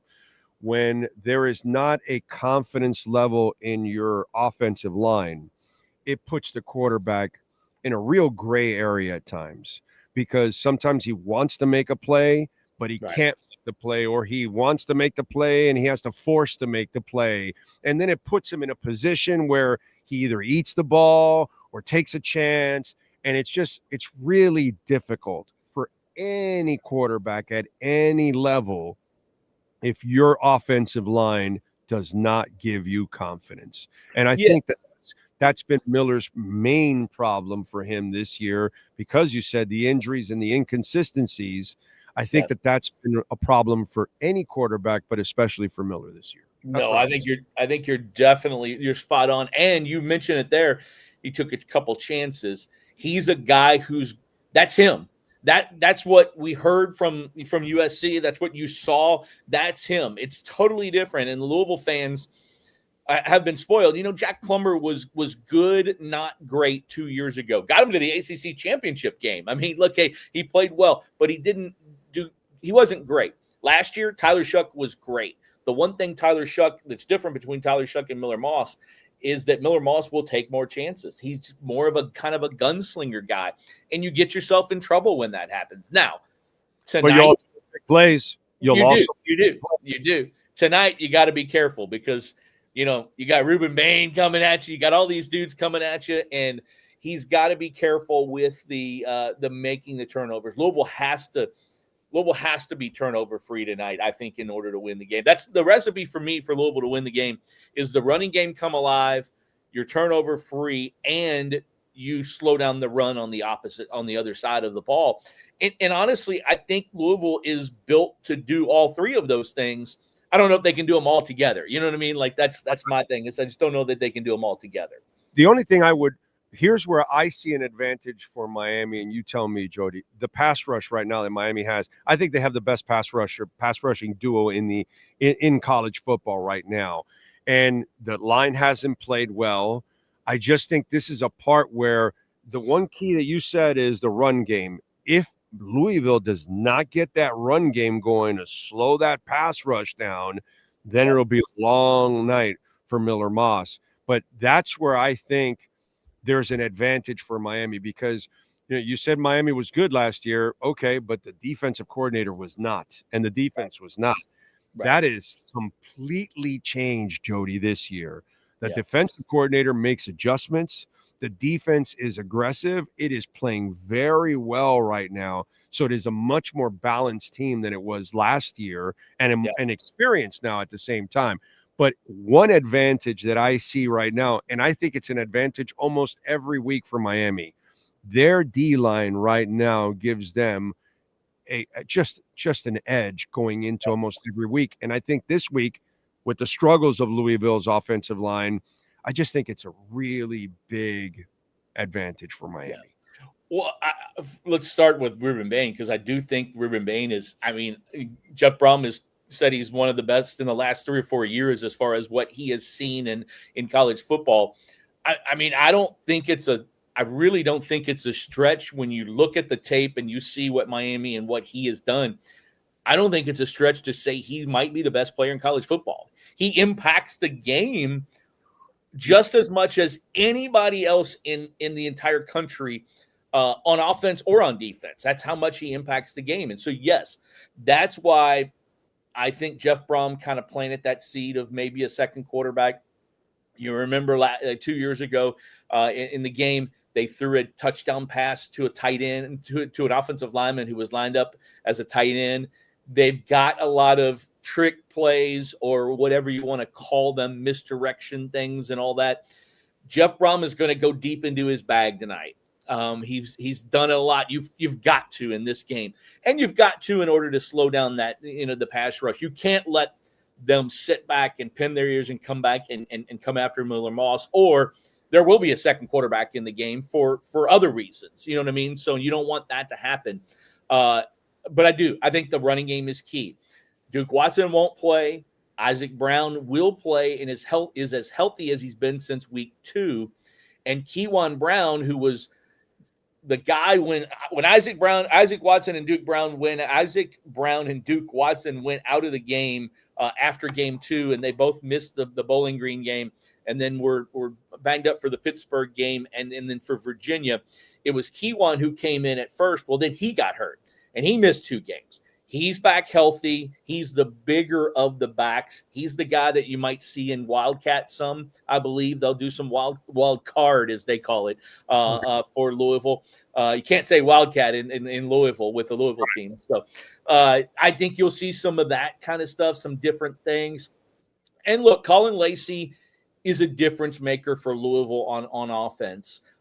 They've gotten him the ball a little bit on reverses and some different things, but he's lined up in the backfield a lot. They move him around, and I expect that he will be a guy that they use to try to do some misdirection stuff tonight as well.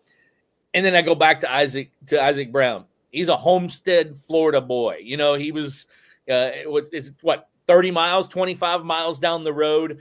Yeah. I can't imagine. Last year, after 5 games, Isaac Brown had 367 yards of rushing. This year, he has like 338 yards of rushing. So it hasn't been great, but he's not far off what he was last year, and that's when he picked it up. I can't imagine that he won't have a good game coming home to South Florida and being healthy for the first time. I think he's going to look to put up a big game, and he's got that potential. What do you say to the folks that say, well, Louisville's schedule, they haven't had a lot of great opponents. Their best opponent, they lost 2. So where does that stand with Miami now, obviously the number 2 team in the country? Yeah, I think, look, this is their biggest test, and it's their best test, and there's no doubt about that. Louisville lost to Virginia. Virginia's a good team. They're not a great team. They're a good team. They're a top 25-ish team, in my opinion. Louisville gave them 2 touchdowns, or they win that ball game. We're talking 5-0 and 5-0. Jody, I look at Virginia like a fundamental team. They're not going to blow you away with their talent, But what they're not going to do is go do a lot of stupid things and give you the damn game. Right. You're going to have to earn it from them. You know, it's not like they have these incredible athletes, but man, they've got solid athletes. They're coached well. You know, it's just one of those teams that you just have to play smart against, you know? Yes. No, and again, you're right. And Tony Elliott, they had a ton of NIL. They went out and they bought a very good, smart, like physical, fundamental team. They're going to be in every game they play this year, no matter who it is that they play. They're going to be there. And so, look, it wasn't a terrible loss for Louisville. It was terrible the way they lost, or as Coach Brom puts it, it was dumb the way they lost. They had some dumb mistakes, some dumb penalties, and some dumb different things. Louisville can't play dumb tonight. Louisville's got to play smart. They've got to play aggressive. And you know, it's a big challenge. It's a massive challenge. It's their biggest challenge of the year. I mean, heck, after tonight, they could be favored in every game from here on out. At SMU, probably not, but depending on what happens there's a chance that they could be favored in every game for the rest of the season going on after this game tonight. So yes, it is their biggest chance, their biggest opportunity, and it's on national TV. And Louisville's been great on weeknights. This program was built on weeknights back when they were in the Big East and when they were in the American Athletic Conference, and that they were built. I think Louisville's played on every night of the week at some point or another in the last 20 years. They've played on it at every night, and that's how they kind of built their things. I think they're 18-10 or something like that on Friday nights. So, I mean, they've played almost 30 games on Friday nights over the course of time. They've won 4 in a row. They love Friday night games. They love getting up for that atmosphere. Coach Brom does a really good job for it. And again, I say all this, and it's a massive challenge. I mean, I picked Miami. I picked Miami by 6 is what my prediction. I think it was 44-38 is what 44-38 is what I picked Miami. I think both these teams are going to score points, but I think Miami is just too strong for them in the end. And I believe if I had a vote right now in the poll, I would put Miami 1. I mean, you look at the eye test of watching games, and they look like the number 1 team in the country. Yeah, they look really, really good overall. And one more thing with Miller Moss, and fans might be a little, worried. The beauty for Louisville fans is you have a guy that knows quarterbacks, man. Yeah. You have a guy that all quarterbacks are going to play their best under that guy. That is such an advantage at college or in the NFL if you just know how to develop, complement your quarterback. It is such a gift to have. So I know that Miller Moss, I know tonight might be a rough one for him, but overall, he's probably going to have one hell of a season when it's all said and done because of that coach. And I know he loves being there, and obviously being a former, Cardinal himself, all of that. Is that fan base appreciative of what they have? Because Brom is one of the best coaches in the country. Yeah, I mean, for the most part, yes, they are. But you know how fans are nowadays, and it's one loss, and it's like the end of the world kind of thing with a very small fraction of people. But look, the expectation at Louisville with Jeff Brom has really gone up. I mean, look, you come in the first year, 10 wins, you go to the ACC championship game. You know what I mean? But they lost the last 3 games that year. They lost their last 3 contests. They lost to Kentucky, which you don't want to do in the regular season finale.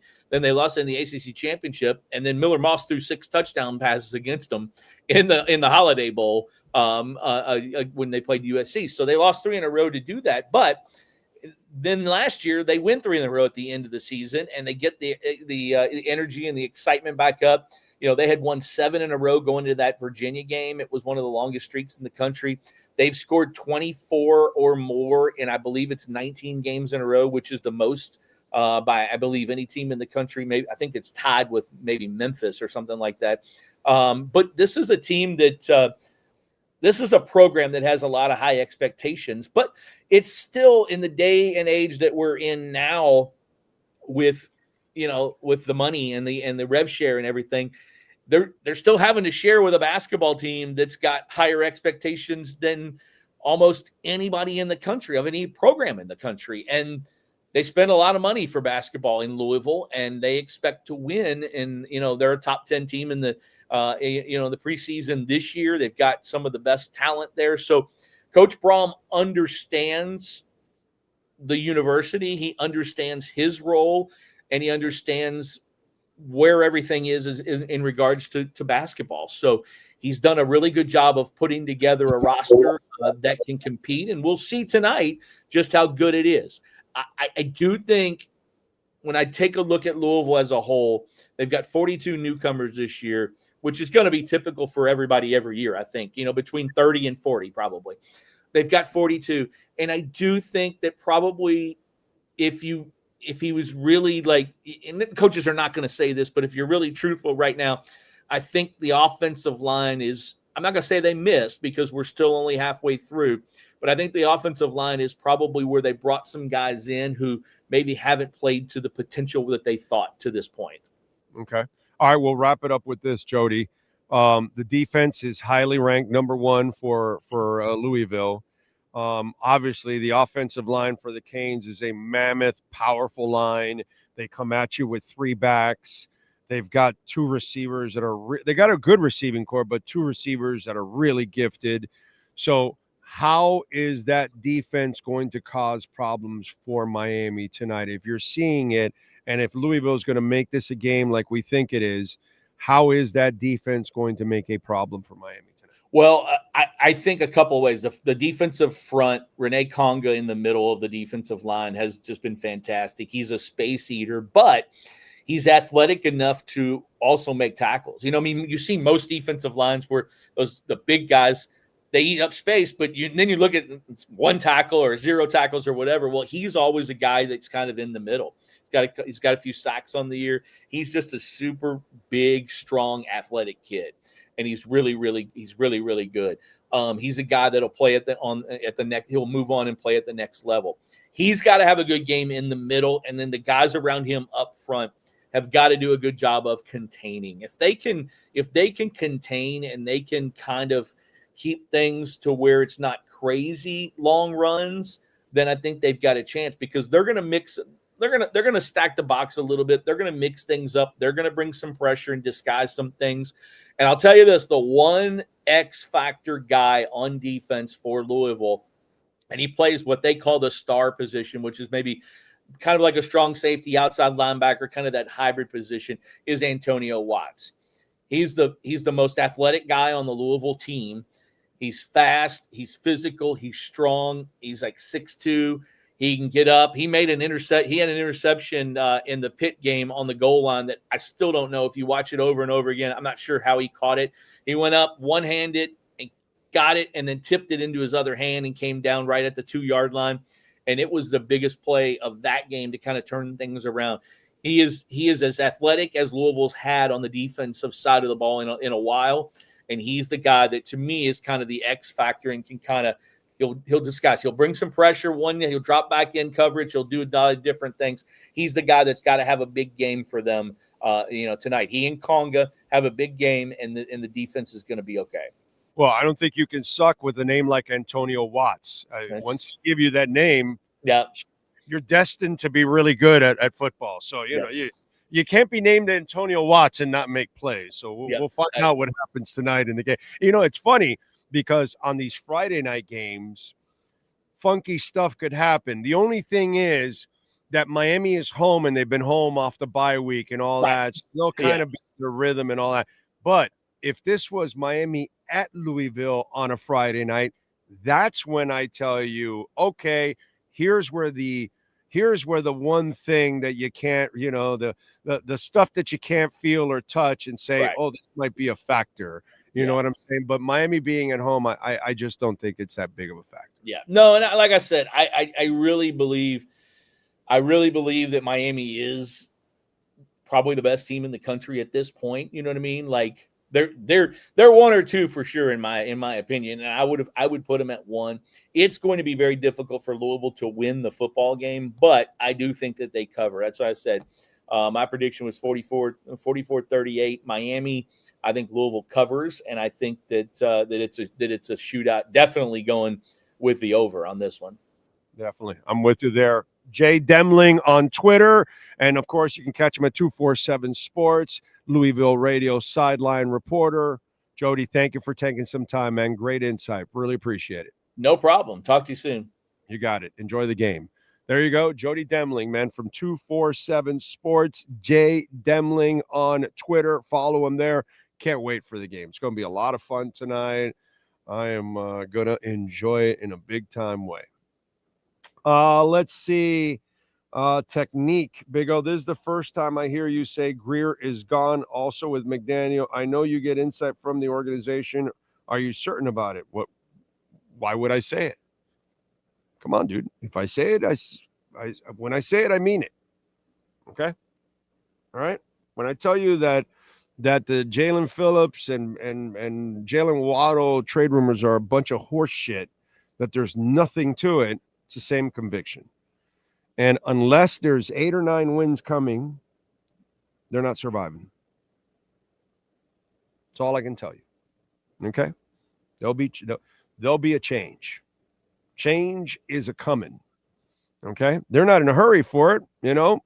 I thought McDaniel would be gone by week 10. They may even hang on to him longer than that, because what the hell? They're going to make the changes anyways. But we'll see how it ends. We'll see if it gets uglier and uglier, and then maybe they're forced to make the change. But unless this has a miracle turnaround, which you and I know it's not going to happen, there'll be changes. You'll have a new general manager and you'll have a new head coach. Yes. Yes, you will. It's a coming. It's a coming. So there you go. George G says, pulled the trigger on some Bitcoin today. Oh, thanks for your non-financial expert advice. You are welcome, sir. Good for you, dude. Shit was at 126, and you got it right now in the 106 area. God bless you, bro. God bless you. It's going to go up 20,000 like nothing, because we're going to shoot into the 150s, 160s very soon. Okay? By the middle of November, you're going to be going, God damn, I'm in the money already and all that. So good for you, man. Good for you, George G. Proud of you, my brother. Proud of you. Anyway, what else do we have here? Pat Nashville says, my MIL fell last week and broke her leg, in the hospital for over a week, and now is in a rehab facility. Falls for older people ain't no joke. Yeah, dude. It's scary. It's like we've got to be super careful, you know? Let's see. What else? Jules says, oh, wait a minute, I missed it there. I was reading an article today about 300 trillion crypto was released by accident, and the author called it a fantasy world of crypto and Bitcoin. I don't know what you're talking about, and, you know, whatever. I know what Bitcoin's about. I'm not worried about it. You know, other people that are looking for clicks. That's what this world is full of. People that are looking for clicks. Jalen Waddle will be traded or is being traded or they're thinking of trading. Just looking for clicks. No substance. Sweet baby Ray, imagine what Tua could do on the Eagles. Nah, why? Why would he want an offensive line and use a tight end, actually, and a running game and all that? Nah. Just keep him here. Keep him here with hiding the tight end and a terrible offensive line and no running game. Yeah, all that. No dedication to the run. Like Tampa, even when they have injured linemen, they still run the ball 30-something times. No matter what. You know, and that's very important. No matter what, they're throwing to the tight ends. No matter what, they have big receivers.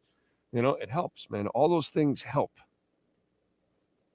It's just you don't build it right around a guy, and it hurts him. And it doesn't matter if it's Marino or Tua. You know, it is what it is. Or Tannehill. Okay, you know his limitations. Don't put him in a position where he has to make big plays like they did here. No, they put him in a position in Tennessee where he only had to facilitate a play or two. The big plays were coming from the big back and the defense, you know, and the offensive line giving him time that he had, 4 or 5 seconds to throw the ball. You know, all those kind of, we'll give him an A.J. Brown, a big receiver, all those kind of things that they did. Smart things that, Mike Vrabel does. Smart things. It's really interesting how if you just use your intelligence and common sense, you can help people succeed. Yes, sir. Sorry, I turned the mic on. No, sorry. I turned the mic on. Mike McDaniel comes to the podium, and he says, all potential Dolphins player trade rumors are baseless. Wow. Shocker. Oh, my God. Shocker. I guess there's only one media member talking to people in the building.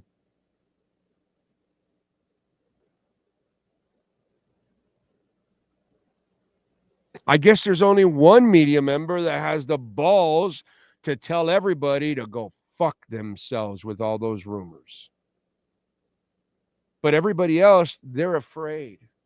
We'll retweet it. We'll reaggregate it. We'll do a story about it because since I don't have insight, I don't know if it's true or not. Let me protect myself with a bad story. And then let me go ask Jalen Phillips and Jalen Waddle about a lie. Let me put them in an uncomfortable position because of a lie. Because lazy media needs to fill content and because fans are gullible as shit. Yeah, you.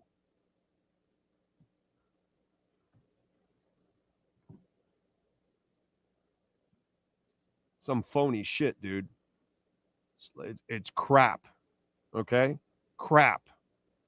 If you don't have anything on it, why are you asking somebody?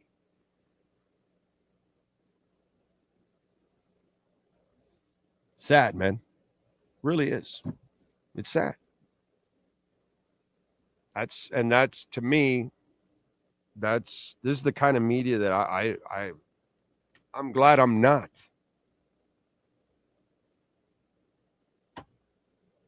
I'm proud I'm not. I'm not the guy that goes spreading around bullshit rumors. Usually when I tell you something,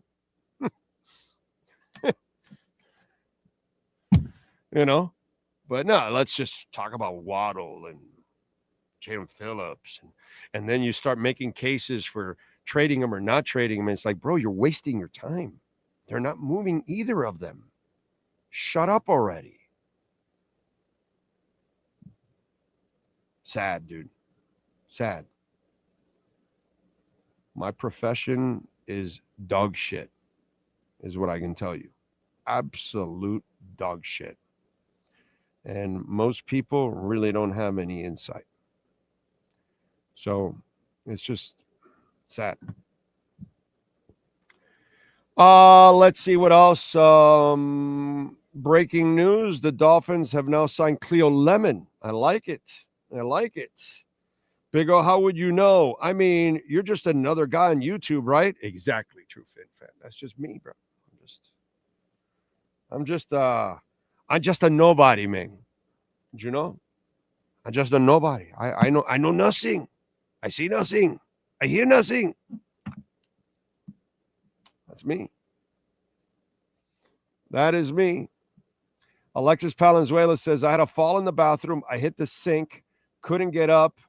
They called fire rescue. This was a while back. I don't get up fast anymore. Scared the hell out of me. Yeah, you got to kind of collect yourself. Make sure you got your bearings, and then you get up so you don't get the lightheadedness, which is what happened to me. But, dude, it happened to me after I went to the bathroom. And then I finished and then when I walked away is when lights went out. Like, wow. And I was in the darkness too. Okay. So it's like I walk the whole darkness all the way through to the bathroom. Then I turn on the light and I pee and I turn it off and I walked away and right there, but it was dark when I was walking away and I passed out in the darkness. So I didn't even know I was passing out. It's weird, bro. Scary shit, dude. And to see that Ace Frehley died of a fall. He didn't die because he got some disease or he fell from a mountaintop or whatever, a car accident or something. I don't know, you know? No. The guy died because he fell and he hit his head. Like, no, bro. No, you're not supposed to check out like that. So, Octane says, I worry every day about my mom, big gal with hurt back. Yeah, it's tough. It's tough, man. It's tough. It scares you as we get older. Yeah. John Lodge of Moody Blues, RIP, grossly underappreciated band. Oh, yeah, no, definitely. That was like 2 weeks ago that we lost John Lodge. Right, about a week and a half ago, something like that. Yeah, sad. Yeah, definitely a hell of a talent. Seen him live myself.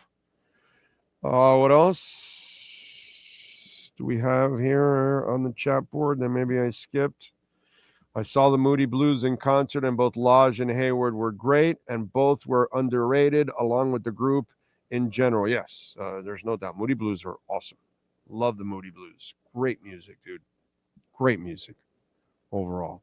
Don't forget, Cash App or Venmo at Cash Big O Show. That is Cash Big O Show. Cash App or Venmo. And you can make a Bitcoin, Ethereum, Chainlink, or Solana donation as always. And we appreciate you all. All right, we're going to wrap it up because I'm back later on tonight. So I'm going to do straight 2 hours here. And then we are back tonight for the post-game show. Hopefully we'll be talking about a win. I'm going with the over 50.5. Okay. My plan is to wait for the live line.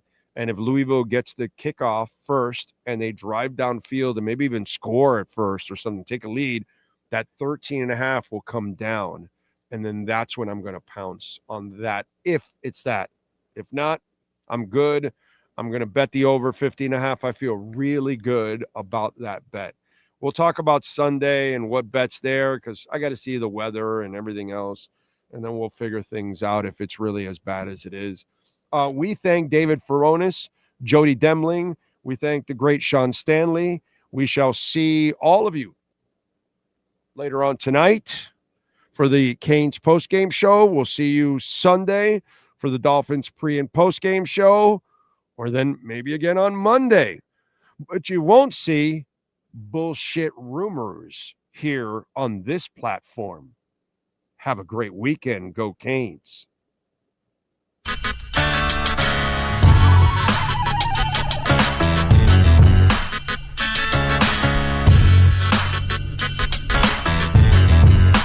This is the Big O Show.